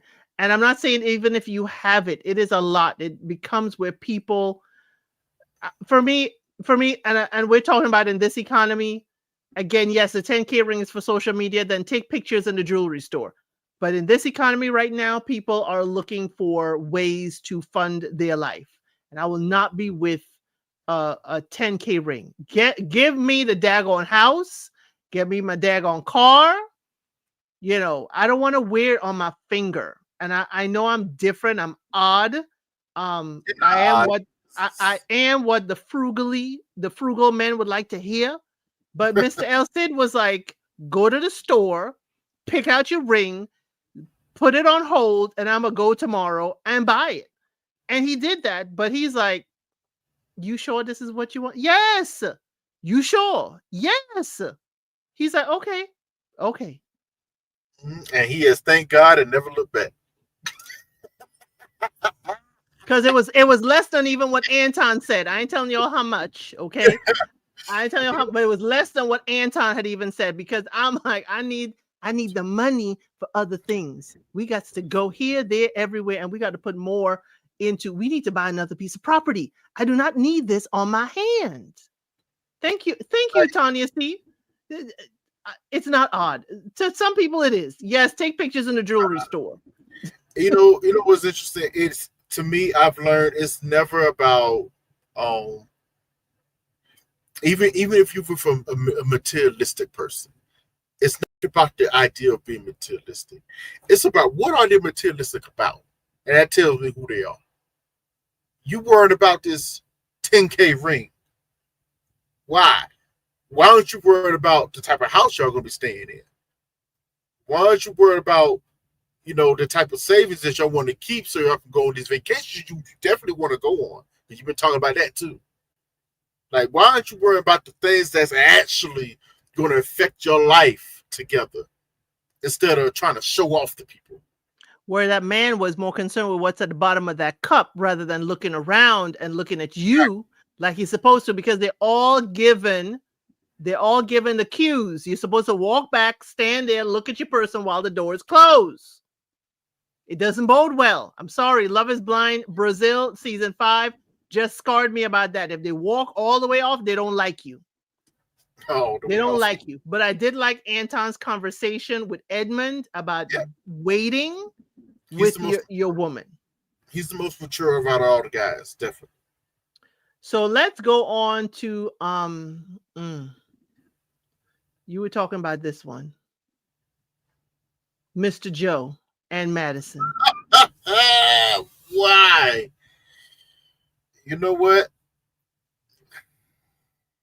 His pupils were blown. Listen, Joe showed who he truly was the moment the doors opened in that reveal and he saw her. Beforehand, I was like, okay, maybe. I do think he didn't take into account her blindness, because, oh, girl, she really going blind out here. She's bumping into everything, and I'm just like, Lord have mercy. Watch out for that. Watch out for that, bro. That's your fiance, Trey. She just almost fell on her face, and you know she got a problem, and you ain't turned the lights on. Watch out for that, bro. You ain't even ask if she all right. Watch out. No, I'm like, he don't care about her at all. And he said it in his little confessional. He usually go for girls that's a little thinner, but hey, we're gonna say how you do. And this is where we get to. It kind of circles back to that Edmund and KB's conversation. You gave that man your body, and he took it. He still don't like you. He gave you delish delash. He gave it to you that you are out here telling the ladies it was amazing. Yeah, he's overcompensating for the fact he don't like you. He put on a performance. Laid it down on him. You know, in the dark. I'm sure it was in the dark. No, I think he might have had a lamp on. You know, you got to see what's going on. Yeah, you know, I got to see what I'm doing. You know, I want to see the ambiance. But nah, yeah, this he showed you who he was. This man is acting literally. It's getting to the point he's talking like he don't like you. He is saying certain things like, nah, he ain't feeling you, and you gave up that butt. And funny thing was, he was showing that before you gave up the butt. So what are we talking about here? You know, so it leads back to the frustration some men have. Like, hold on, wait a minute. No, Nestor, Shackle, Shuffle, Walker, Shea. My panelist is Trey. We are on several panels together on YouTube. No. Members, I'm still trying to convince Mr. El Cid to come on and say hello. Okay, members, I'm still trying to. We're almost there. There's going to be an event when that happens. If I get 5 minutes, I will just be thankful. Okay. That's got to be a live by itself, special. That's why it has to be members only. He already told me it. I've convinced him enough for him to say it's going to be members only. Okay. Hey. And I don't know how long I'll be able to keep it online. So, but yeah, he already told production that he's not into, larger ladies. He's used to more petite. And I'm like, this is how some of us ladies get kind of a complex, because Madison to us is not a plus size babe. She's not that large. She's just, her girls are a little bit fuller. She's a little thicker. She is not, a large lady. We don't know. But Joe ain't tall himself. Joe, the shortest man in the group. Is it? No. Everybody's over 6 foot. Because the women were all talking about it in the group. Everybody was over 6 foot. Then why, when the men are around, Joe look like he's looking up at everybody? He probably the one that's right at 6 foot. Okay. But everybody's over 6 foot. I'm sorry, but then he's ignoring her. Right, she has a great figure. I would be like, dang on it, Madison is amazing. Now, Madison, you taking that hair out on the first night? Too much. Too soon? Too soon. It's too soon. You don't even know. See, here's the thing, ladies. Here's a little bit of tip. Even if you're in this situation or you just dating guy casually, whatever, ask some contact clues of how. Even though it may ruin the night, ask some context clues of what is his experience and how he feels about women wearing wigs and stuff like that. See what his thoughts are. See what they are. Don't be afraid to ask that question. Don't get crazy with him, but just ask the question and see how he reacts. But here's the thing. I loved it, and I love that production put it in there. Because I'm tired of my sisters being told out here about where the ones with the tracks in are here. Okay? And people are going to another side or another preference because they ain't got to deal with all that. No, they wear tracks too. Like, nah. Again, I appreciate them showing her laying it out on the bathroom counter, because us ladies, we know we put it in our silk baggies, okay? We put it in our silk bags, okay? We know our hair care routine, and I appreciate it with production. You're showing that, hey, Madison and the like put extensions and tracks in And y'all can say whatever you want about hair and all of that with us ladies and wigs and all that, and they are clearly showing you the ladies of Madison's persuasion are still wearing it as well. Yes, they are. But Yes, Joe, I think, was for me on the scary side too. Along the points with Edmund, he drank so much he didn't even notice she walked away. She tried to grab him in a conversation. He didn't even realize he was sleeping so long. The party's over. He asking her the same question 6, 7, 5 other times, He was out of and it. completely out of it. And Out that of it. is one instance where Madison, I would not sleep in that room with him. And I also, wouldn't. you could tell he was getting frustrated with her because he doesn't want to. Since they're on TV, he doesn't want it to be look like he has a drinking problem. When obviously I was noticing that back at the bar when production they kept zooming in every time he got a drink. If you notice, every time, Yes. you He know, had more rapport with the bartender. I oh said man, in my recap. he was half flirting with all the dudes. It was so funny. But it also leads us into Jonathan. But we're gonna get to them. But yeah, he was. Yeah, it was weird. He wasn't paying attention to her. He was halfway flirting with all the men, and he was getting drunk as high. He was gone. He was gone. You know. It with him and the other dude, and we're gonna get to them next. They were acting like frat boys at the party. That's it. Mm. Frat boys at the party. Let's go there. You want to go there? Go ahead. Go there? Listen, Elsie. I said this about this season. I know. Well, you know, everybody all Denver with him. Listen, they're nothing but frat boys. All the men are frat. Denver men, they act like a frat party. They're all frat boys. That's how white frat boys talk. This is exactly. I had white roommates in college, so when they started acting the way they was acting, I was like, this looks familiar. Well, let's get to his frat buddy that he was talking to most that we saw.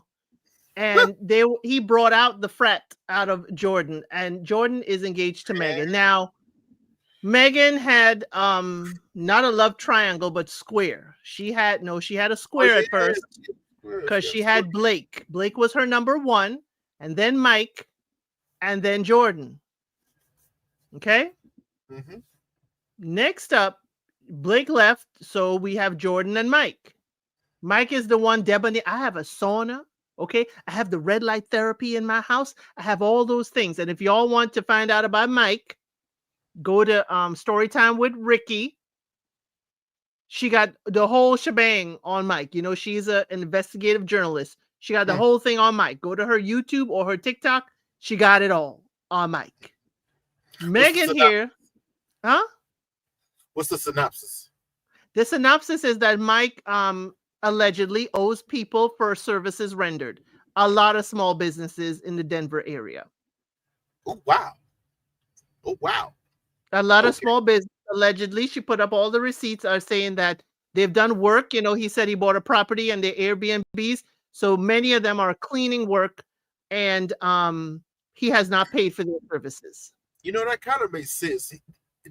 Anytime they might give you like he's a hustler vibe. Oh yes, scammer.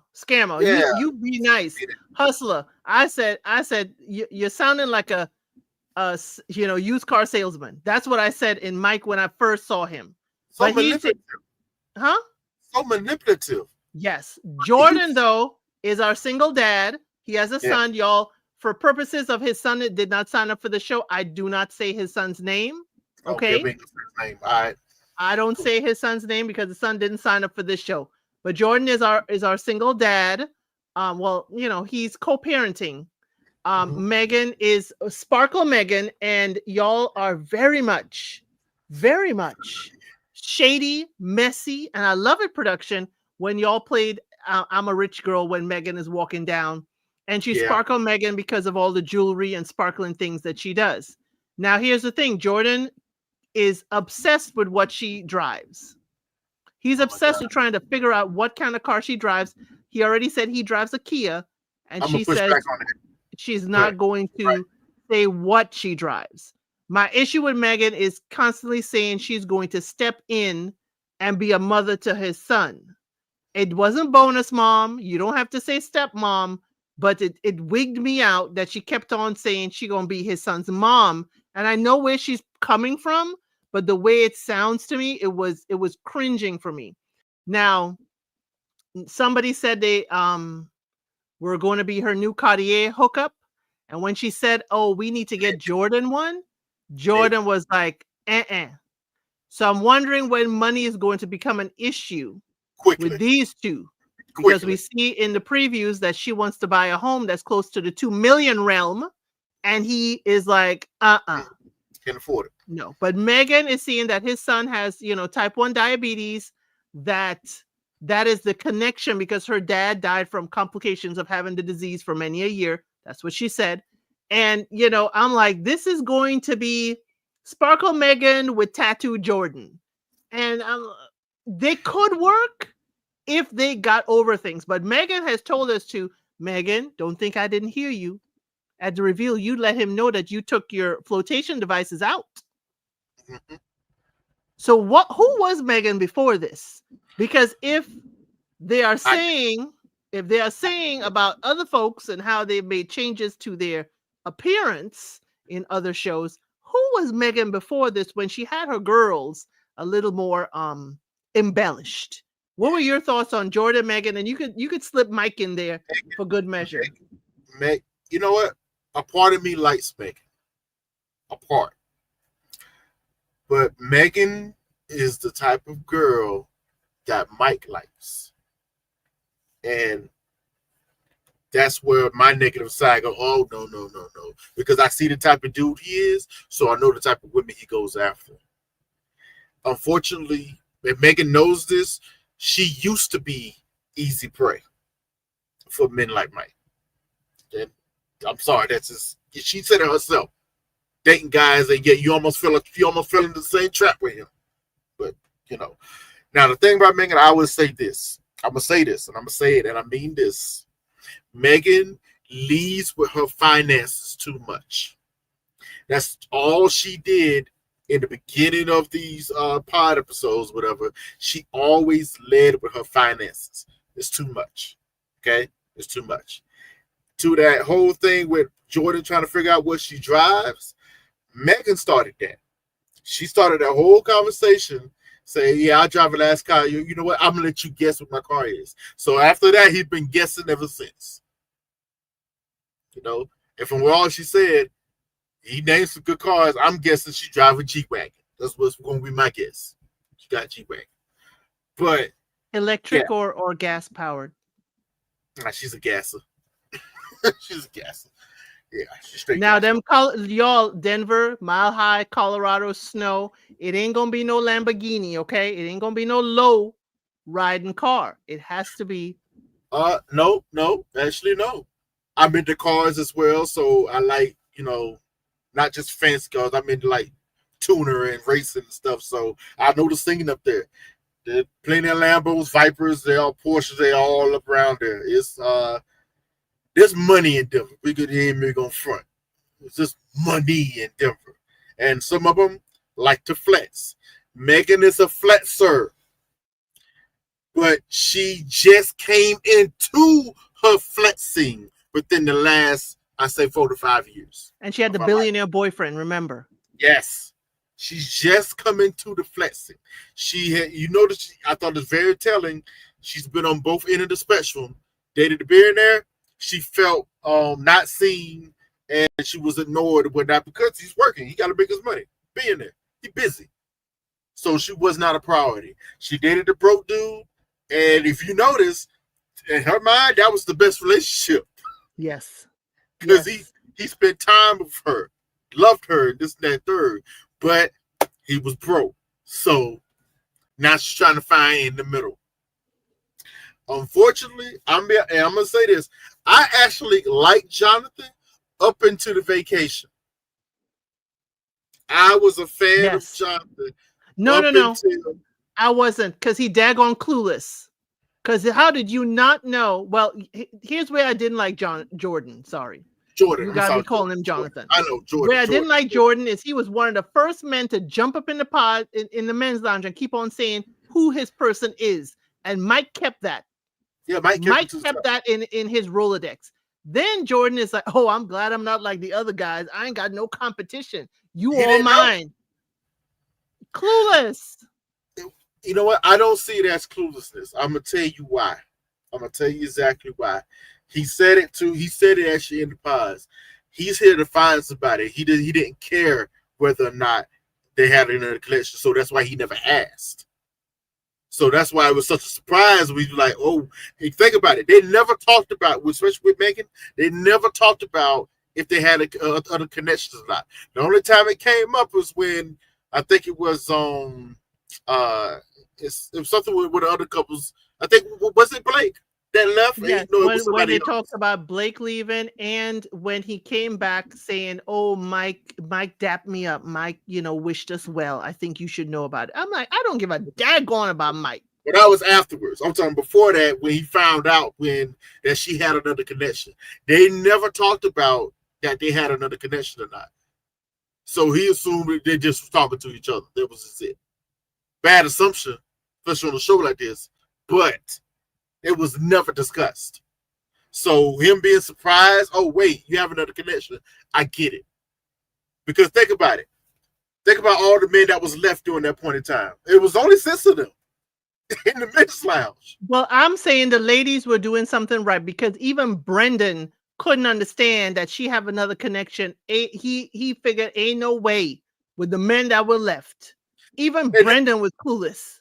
And that was the thing. Well, think about it. If you do mathematics and do what's left and how everybody's talking, you kind of wouldn't have known. Now, Brendan's different. I got something to say about Brendan. When we get to him, yep. Get to him. But yeah, Jordan, I liked him up until the vacation part, especially when he was talking to Homeboy. Joe. I thought it was just nasty the way he was dealing with it, whatever. Then again, I thought Megan was mothering him. That and she was trying to find something to be mad about. Because guys on the truth, Joe was the one that was kind of really doing the most. He was just standing there. We saw little bits of Jordan being hyped up by Joe and falling for the foolishness. We saw a little bit of that.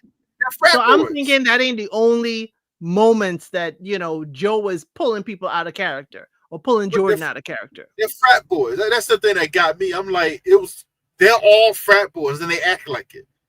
So what are we getting upset about? Well, like we can say that Jordan has a young child, so maybe he's just, young at heart, He's that dad. But I liked them. I thought Jordan was the better choice for her out of all of the guys.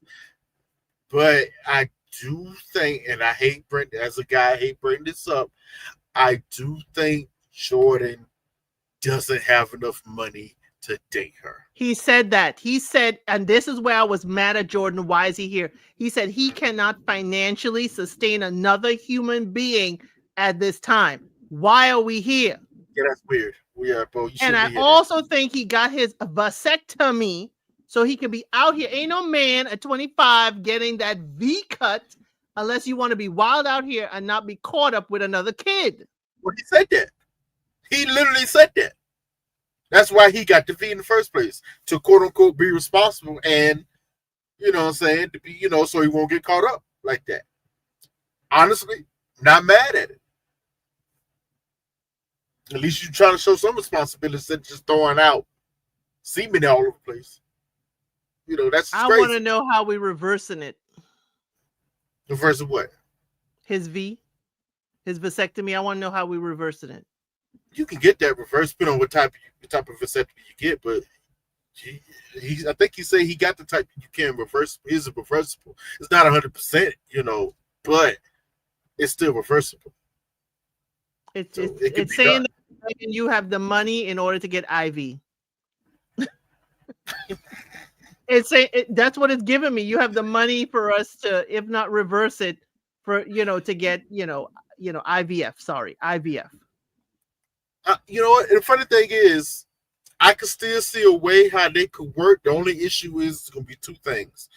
The first one is, and actually going on the same idea, The first one is Jordan is still moving as most traditional men would think. Right. As you see in the future, you're going to be suggesting this house. He knows he can't afford this house or whatever. He's not even thinking about her pitching in and helping this and that third. He's thinking this is my responsibility. So no, we can't afford this. I have to afford something cheaper. Right.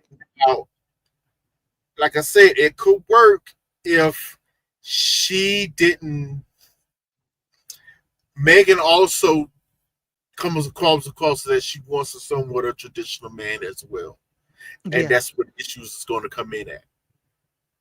That this is where it's going to put his, because she's going to want him to try to.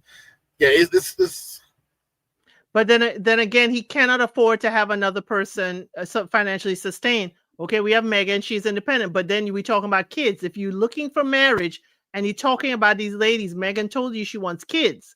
So what are you doing, Jordan? If you have to financially pitch in with a wife and kids, I don't think Jordan should have been there based on what he said about his finances. You cannot handle one other person. What are you doing here looking for a wife that could potentially have kids? Now, I appreciate Megan. You know, when we talked about birth control those years ago, I forgot which Love is Blind it was. Megan says, hey, I don't have to worry about birth control with you. I don't have to worry about it messing with my physiology. So she appreciated the fact that he had a vasectomy. But I side eye a young man at 25, going and making that decision. But yes, I agree, Munira. She needs a prenup. Whether she yeah. They gonna ask for one or get one is another story. First of all, they all need prenups. Guys on the truth, but that's a whole different subject. Right. Not for Was today. there anything else about Jordan and Megan you want to touch on? Because we've got, They're going to we got, sabotage themselves.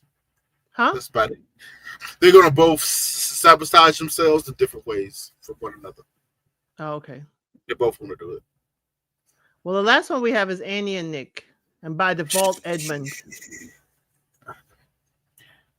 I'm not going to lie to you. I don't like neither one of them. Neither one of them. I don't like Neither neither one. one of us. I I'm don't. sorry. I don't like neither one of them. Just no. It was a no when they first came up on the screen separately. I was like, It was a no when Nick knew that he told little Missy, oh gosh, I forgot her name. When he told her, I love you, I will always love you, and then turn around. It's like, Nick, come on. well, you know what? We got to talk. I want to talk about that. What was that girl name? What was her name? I'm gonna What was have her to name? pull it up. But I actually don't blame him for stopping that when he did. Kate, thank you, Michelle. Okay. Kate. I don't blame him for stopping that we did, because when that conversation was happening, I had to pause it and go back to that previous conversation to listen to what, because I was on the same page with him. That is not what she said. Not what she said. The day before when they were talking.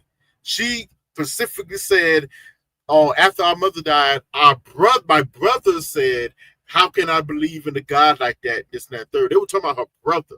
Right. And he was trying to console her about it, this, that, third. Sometimes we go through things like that and we have a question of faith, blah, blah, blah. And it just kept on. It seemed to, have a good moment there. To the next day, we're talking good, because I think he was her top choice at that point in time. Yes. She was the top choice until she said, you know what, I don't believe in God either. And he like, wait, whoa, hold up. And he led with his faith. He's like, hold on. Stop, cut the presses. That is not what you said the other day. And it wasn't. So he had every right to end that relationship, especially if that's something you're going to be a stickler about. You really care about your faith. I don't care if you do love her. Nah, if you know you're going to be a stickler on this, this is a non-negotiable for you. You need to end that relationship right then and there, and that's exactly what he did. And so I don't blame him for that, at least on that part, because she definitely changed up her tune. And when she said, I just thought you would made an assumption. I'm like, no. We don't assume around here. We're not doing that. We're not going to make assumptions here. So she threw me off as soon as she said that. I went, oh, nope, that's not going to work. And so him editing it was the right thing to do. Now, Annie, the reason why I dislike her was because from day one in the pod, she made it very, at least to me, she made it very abundantly clear that she was just there to have a good time and get to know people. She's not serious about this at all. There's no seriousness about her at all. Which leads me to Brennan. That's why I feel somewhat sad about Brennan. He's someone who was taking it seriously, somewhat. But I'm gonna tell you why. When it got to the end, when he found out that she had another connection, right? And they got into that little argument. And then she came back and he was saying, wait a minute, well, why didn't you say this? All this she felt about me this a day before, this and that and third. Because I think they went in, by that point, this is why I started figuring out on what day who said what. He said, I felt this way by day 5. But he didn't say anything.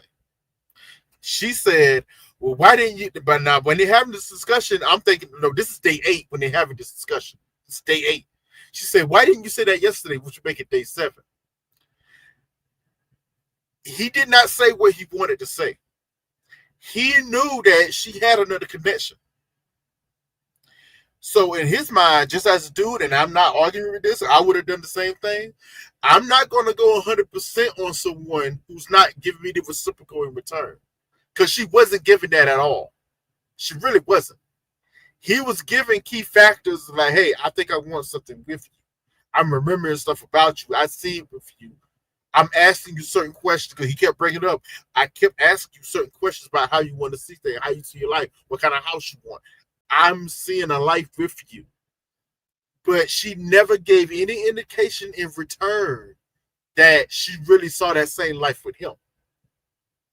So why would he go 100% on somebody that's really not showing it in return? I understood that. But, okay, here's my thing. And y'all, this is an edited, produced show. We see what they want us to see. What exactly was foundational that Brendan talked about? Because I'm seeing Annie and Nick talk about religion. I'm seeing Annie and Nick talk about how we want to raise our children. Brendan is talking about, I know the kind of house you want. I know the color of the door on that house. I have not heard the foundation that house is built on.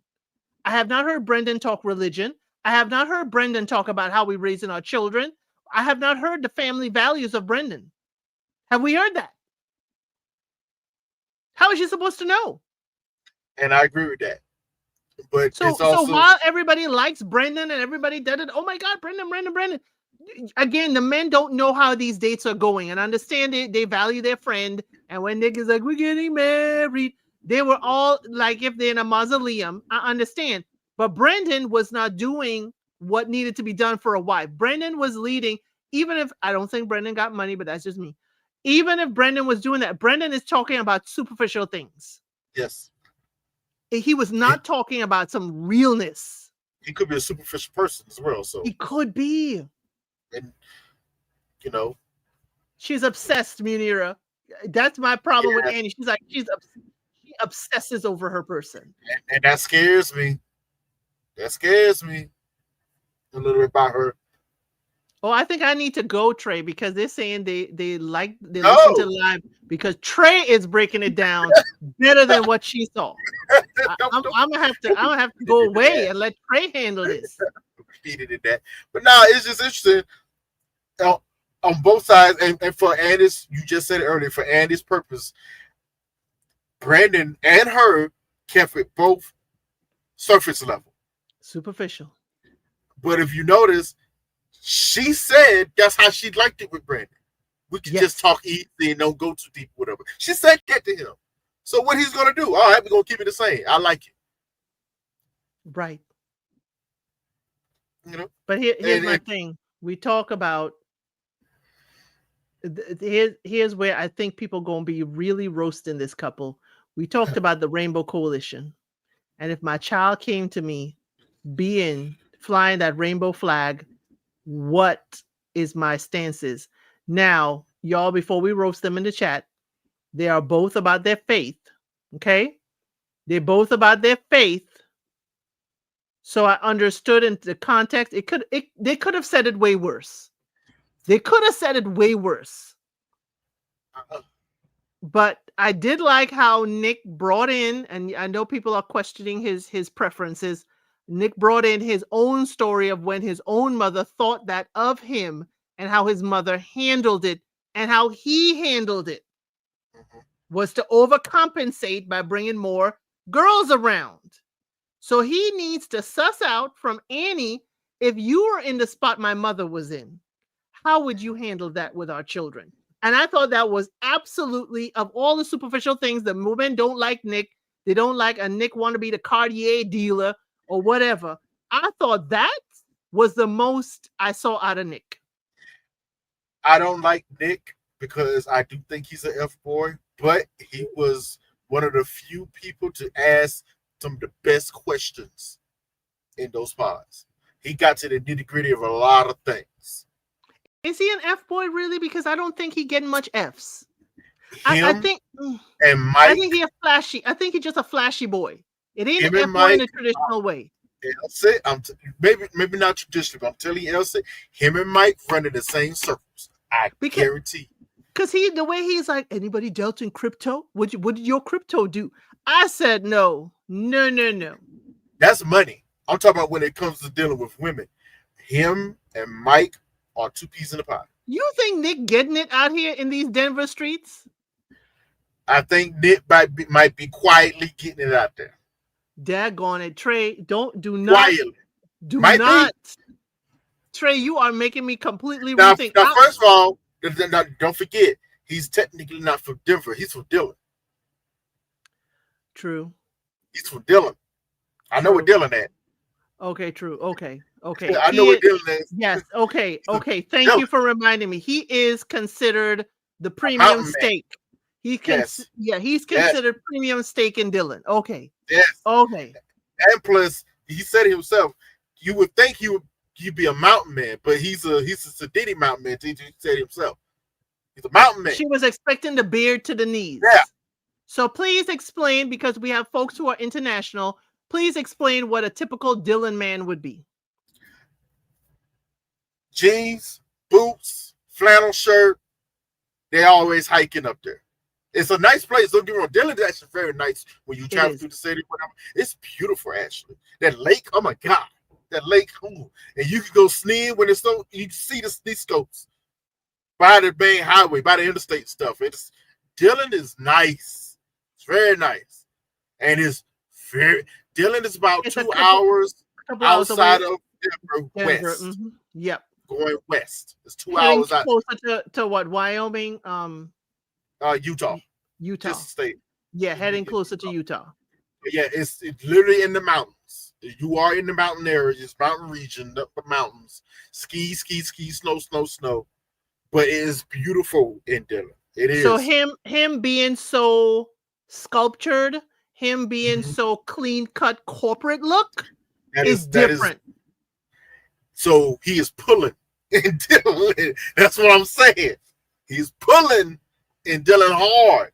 Yes. And because it's 2 hours straight from Denver, yes, he can travel to Denver and pull it too. That's why I'm saying on the low, he might be out there getting it. But think about it, because that's how he's probably the Steve Jobs of Dillon. He talks like the women are on him. Yes.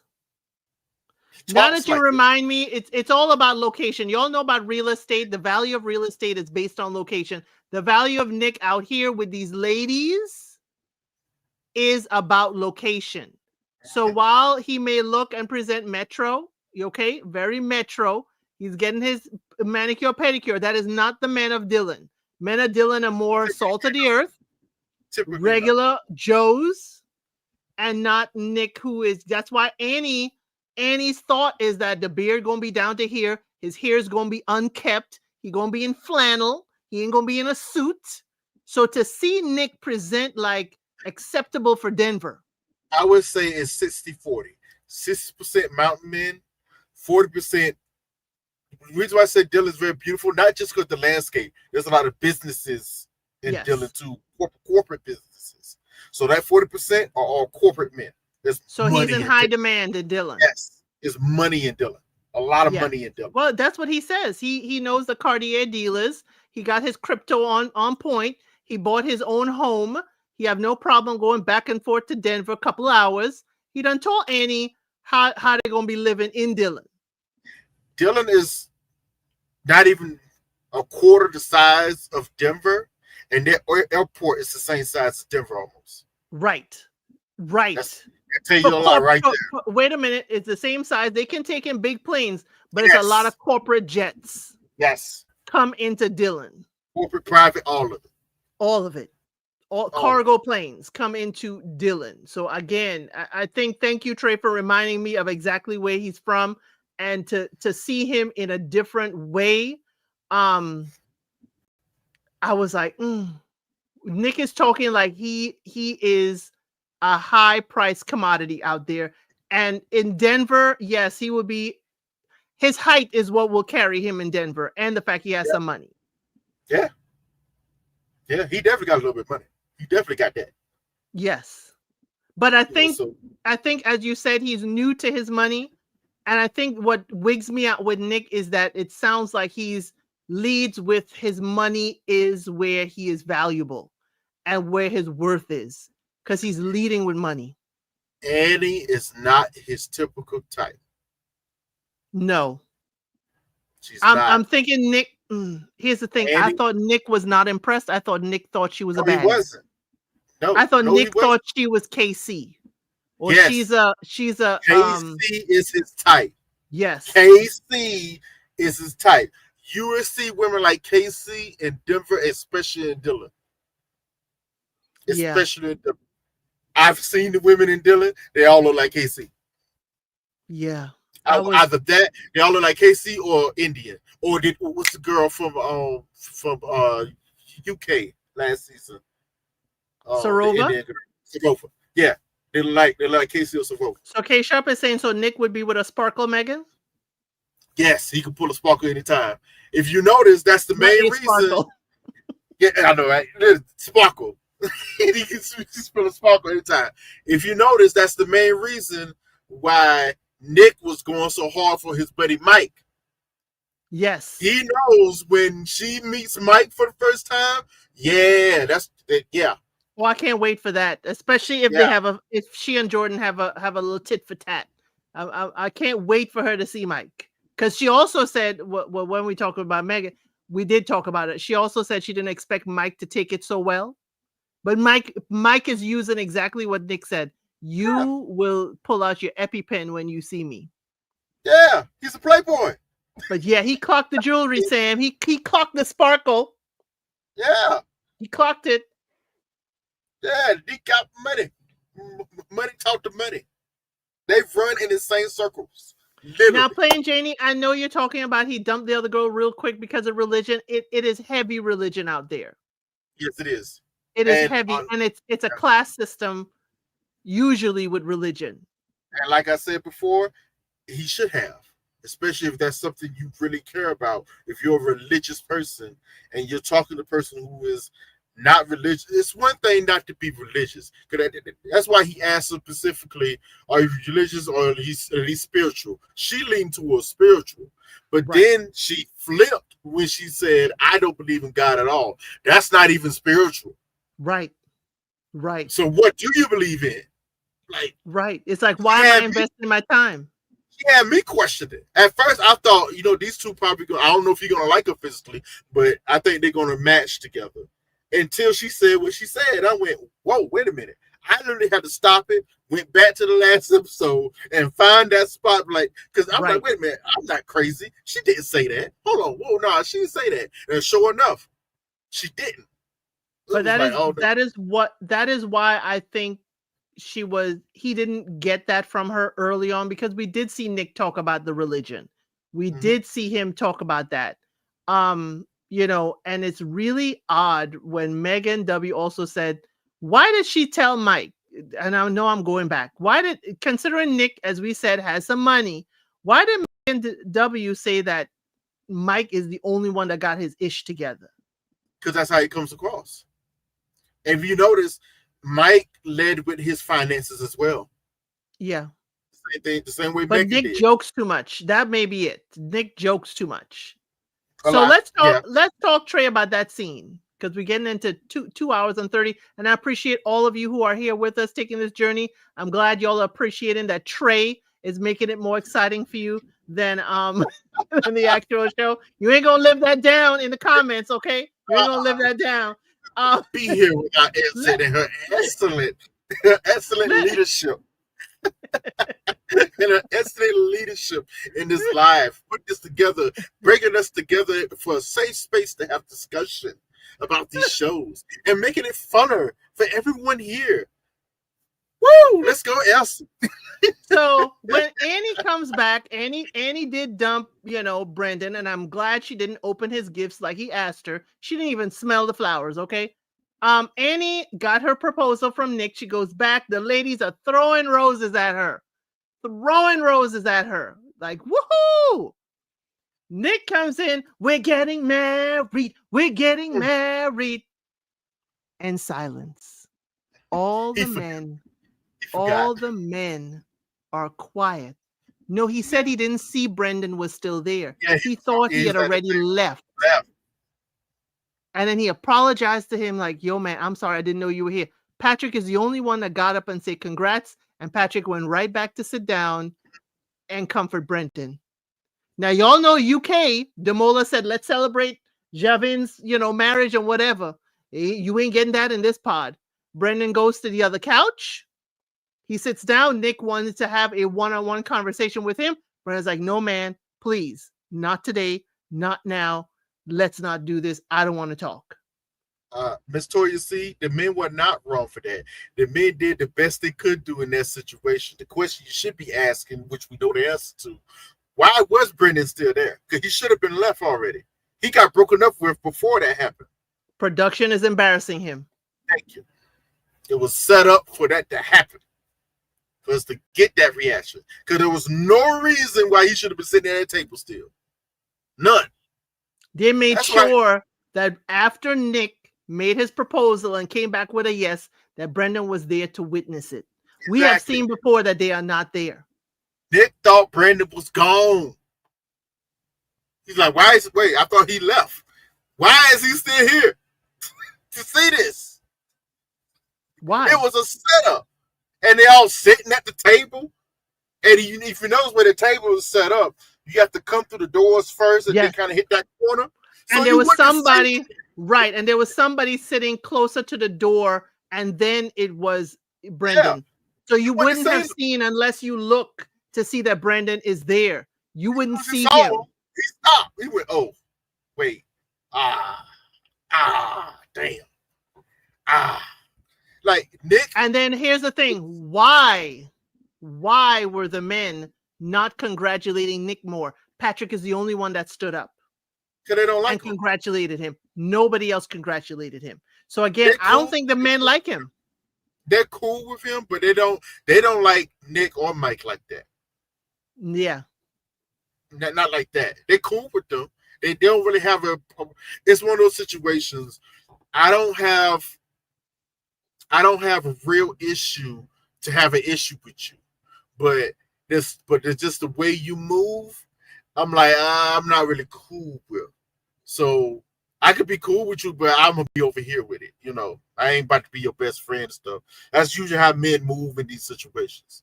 Like, he cool.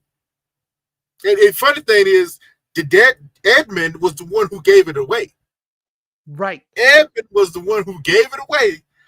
That Nick. No, he was like, Brendan was the one. It was Brendan. But you chose Nick, and then he realized, when his girl, like, hold on, you don't know her. When he thought about it, went, well, you know what? Nick's okay. Yeah, Nick's. Mm-hmm. He pivot. Hard pivot. I was like, that's why I said earlier, Nick ain't it. That they don't like him like that. Too pretentious. That's what it is. Him and Mike came off too pretentious while they was in the binge lounge. The only difference is Mike was very very smart and strategic, but not saying much in the men's lounge. You notice he didn't say much in there. Nick ran his mouth. Yes. Nick ran his mouth. But But that's why I Nick still Nick say didn't the same no, person. but Nick didn't run his mouth that much because Not Brendan that much. did not believe that he had that she was seeing anyone else. And then when he found out, he's like, wait a minute, based on the men around here, I ain't got no competition. It was the same. It's the same situation with Megan, with Jordan. He Right. thought the same thing. This year, the men, and it happens a lot with most big rounds, but this year specifically, the men did not say at all who they were really dating like that. You didn't They get a lot of back. did. They said they did because Jordan had said it was Jordan came out real early saying, he was with Sparkle Megan. One instance. Oh Everybody else was golly. later on. Everybody else was later Was in the later on. process. Yeah. Towards the But end. We're Mike talking kept it eight, close, says that here's the play, Trey. Okay, let me talk to y'all. Here's the get it. play. Put game on us. I have to applaud the ladies this year. Okay, ladies of the pods. You Okay. had the men thinking they were the only one, and that's how you're supposed to play the game. That's how you're supposed to play the game. He think he's the only one you dating in a room full of men. That is how you play the game. Trey, tell me the ladies ain't play the game good. I can only say yes because of this one thing. They never asked. When they did ask, that's when the drama really started. Thank you, Sam. Chess, not checkers. The ladies were playing the men. I don't know about all that. They weren't playing that good. They're playing themselves. They were playing themselves, thinking the other men ain't no competition. You don't know. You don't know. Yes. You don't know what the dates are like. You don't know that Brendan is not talking foundational, serious stuff, and you don't know that even though Nick is playful here with the dudes and it's more, acting like a frat boy, you don't know that Nick is actually asking some of these deep questions. You know what the problem was? I actually did a count, especially when around day 7, when I was figuring out what day it was, around day 7. That's when a lot of this started to pop off. Mm-hmm. There were 7 dudes left. Everybody dates 3 people coming down to the end. But there were 7 dudes left. And I guarantee you, the way everybody was talking, by this time, the only people that weren't saying who they were dating was Mike and Nick. Right. To a certain extent. Mike and Nick. Nick talked a little more because remember he had to break it off with old girl and then he pivoted to another one. But after that, he never said who he pivoted to. Patrick was talking. Everybody, Patrick was an open book. Yeah. After Andy left, we all knew there's only one person he was talking to. He made that apparently clear. He only talked to one other person and said, is it Casey? He said, oh God, I'm glad you're not dating her too. Yeah. Like I said, nobody was talking at all. You see 7 men in the pods left on this particular day. I guarantee you they thought the same amount of women was over there on the other side, and it wasn't.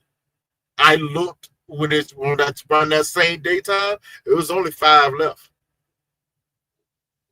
There's that 5 that we needed for, for the show, actually. There was only 5 left. 6, right. Actually. 6 left because the other one dropped out. It was 6 left. Plain Jane, that was Nick saying that if you look on my phone, you'll see crazy conversations with my homies. Yes, he's Crooked Delash. Yes, that was Nick. But Annie, the problem is Annie wants access to his phone at all times. That also told me, I know some people might not see it this way, but it also told me how Nick is actually getting it out here. Because it's gotten to the point, he's a little arrogant with it. It's gotten to the point where he doesn't really have to have conversations with women on his phone like that. So he ain't going to catch women in his phone. Just ain't going to catch it. He just get it like that. Mm. He ain't got to butter him up. He ain't got to. He ain't got to work for it. Not really.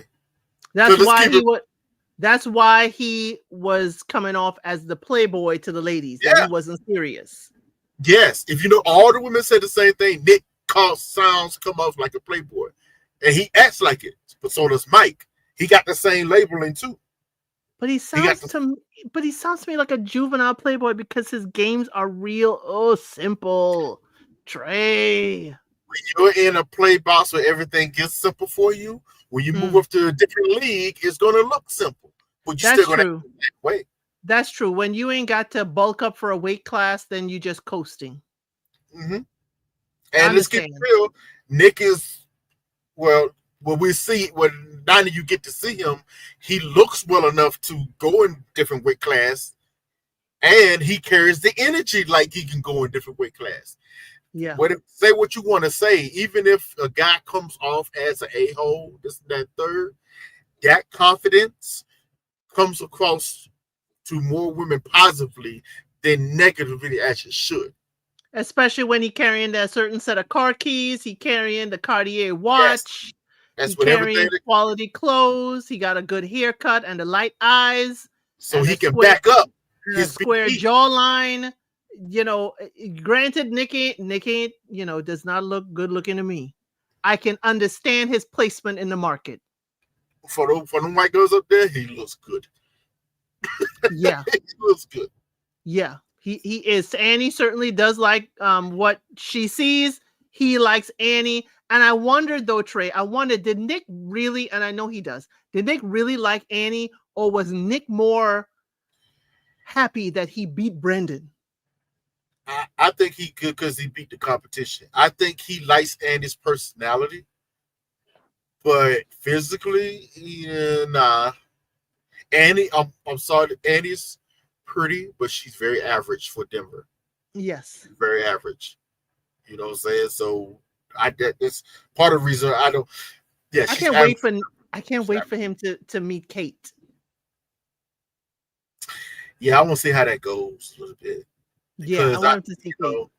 he's going to play that off, but I don't think he would have been cool with Kate either.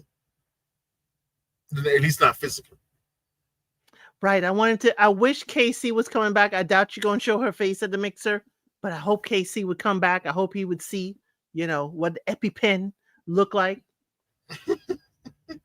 Listen, yeah, Megan is going to flip out when she see Mike a little bit.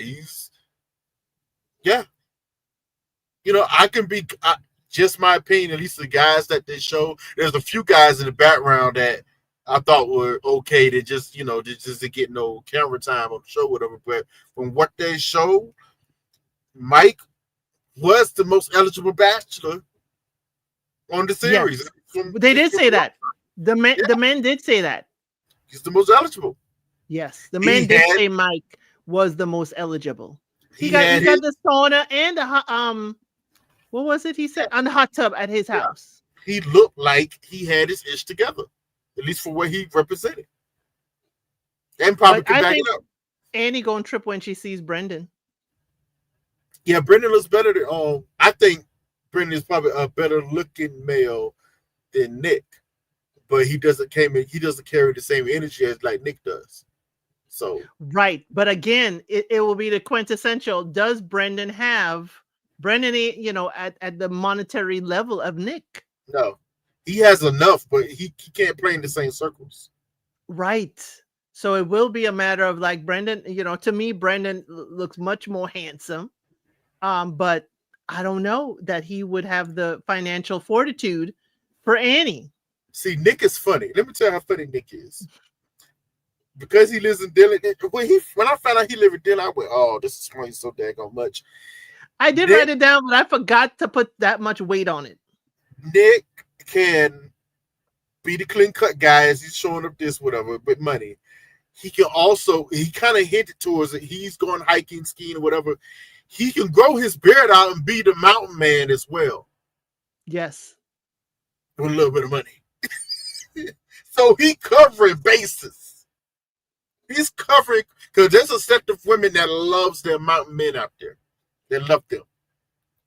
So he can cover bases. This Right. is how He can put on a diabolical. flannel.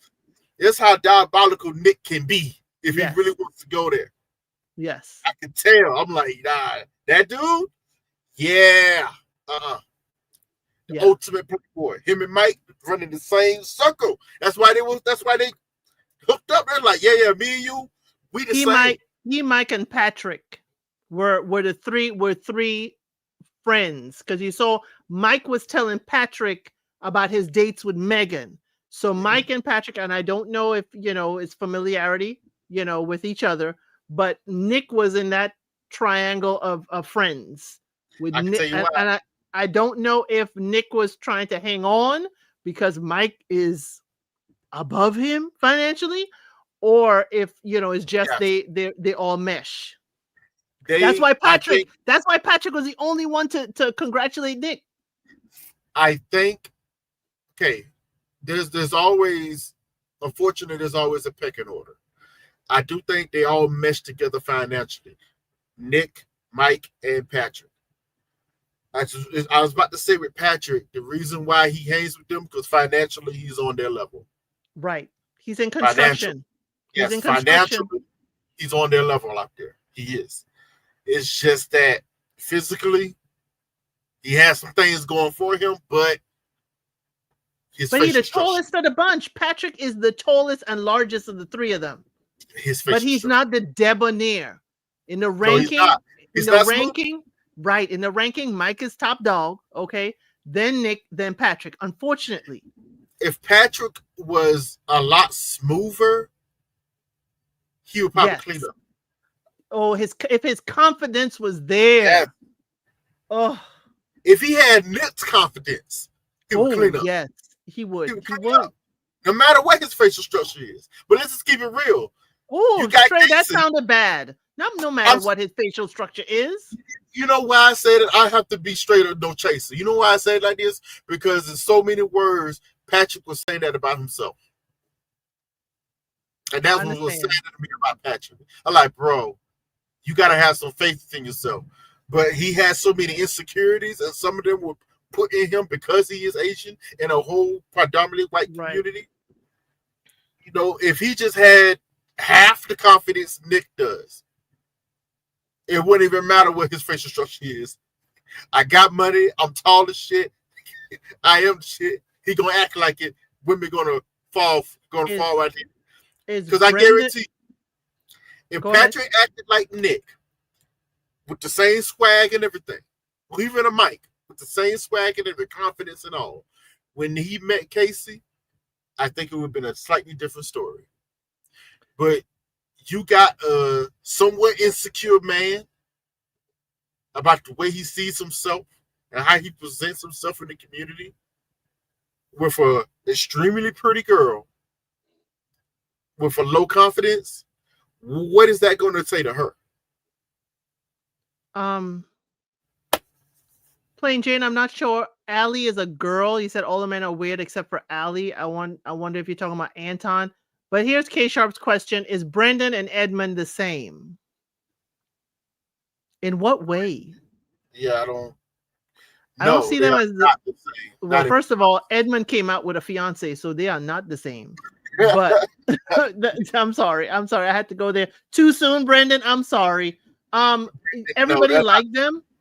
I think Brendan and Edmund were very much friends, or maybe Brendan took on a more protector role with Yes. Edmund because he's the one telling Edmund, "What are you doing? Why are you kissing the floor?" I Exactly. think Brendan really took Edmund under his wing, and that's why Edmund felt, a certain soft spot to actually speak up for Brendan when they were on their vacation. You So know what it the is? same, no, but I can see how they were close. You know what it is? Have you seen the guy that might be in let's how can I want to use tack when I say this. Have you seen the guy? I'm gonna keep it to the guys. Elsa, have you seen the guy that was probably in the special needs class, but he was like borderline. He was cool. He Yeah, really had issues, but everyone liked him, and they kind of, yeah, no one really picked on him like that. He would do funny, weird stuff, but everybody kind of protected him or whatever. That's Edmund. right. That's Edmund. It's just that he's gotten older, and he worked out a little bit, dressed himself up, but he's still that guy that I can see from high school. I can see it. Like that's what I said. I know what Edmund is. That's why the whole thing with him and KB concerns me. I she's just a project, and If they tap into the emotions, K Sharp, I don't think Brendan taps in that much. Yes, he was begging, but he wasn't even crying when he was around the men. He wasn't talking that much. I think Brendan is more suppressed than Edmund. But I hear you, Trey, and in all of those, that person you're describing does need to navigate in the love space too. And we have been out here and we have seen that dude or gal who we saw that was in the, class that needed more time, that they certainly may have gotten with someone who, may, for all intents and purposes, appear to be regular schmegular. They too have to navigate, the social world and the dating world. So yes, I have seen that. And, Edmund, for me, Edmund is just so outwardly exuberant, but that's me trying to stifle it. And I would prefer Edmund being out here, letting me know what he thinks, than a Brendan sitting in a yeah, corner quietly crying, and I don't know how his emotions are going to present. I think Edmund is socially inept in certain things. Just Yeah. in certain things. But I think life has knocked him off his rollerblades a little Yes. too many times. Yes. And I don't think that I think just like Patrick needs to find his people, I think Edmund is slowly finding his people, that rollerblade Mhm. community. But again, people may be, in Edmund's case, overly protecting him and not showing him the world as it is, but catering to how he sees it. You know what? I give myself an example.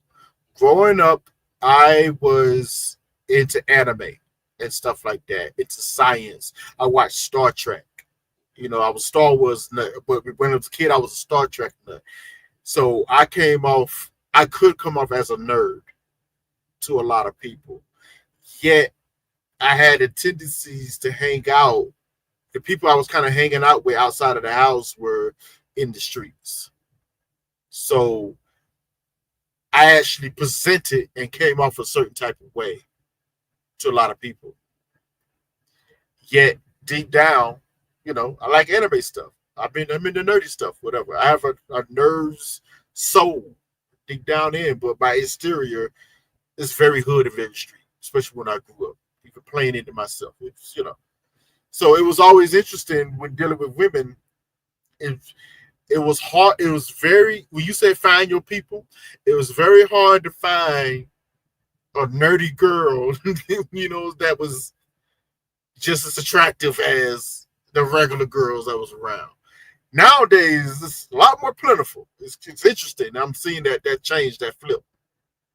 Just a bit of a flip now. But I think your mic has been immediately. Yeah, a lot more plentiful. You are so right. And I only have to interject here. One of someone, has certainly blessed the channel. Certainly sent a cash app in, and I appreciate it. And Trey, I'm going to have you close your eyes, because once people donate at a certain monetary level, Oh we've got to say God. thankful around here. And Trey don't like how I say thank you. I'm not going to say who, but thank you so much for contributing to the channel. And we gonna have Chewbacca twerking. Thank you so much. Trey don't like this, but hey, thank you for blessing the channel. Okay?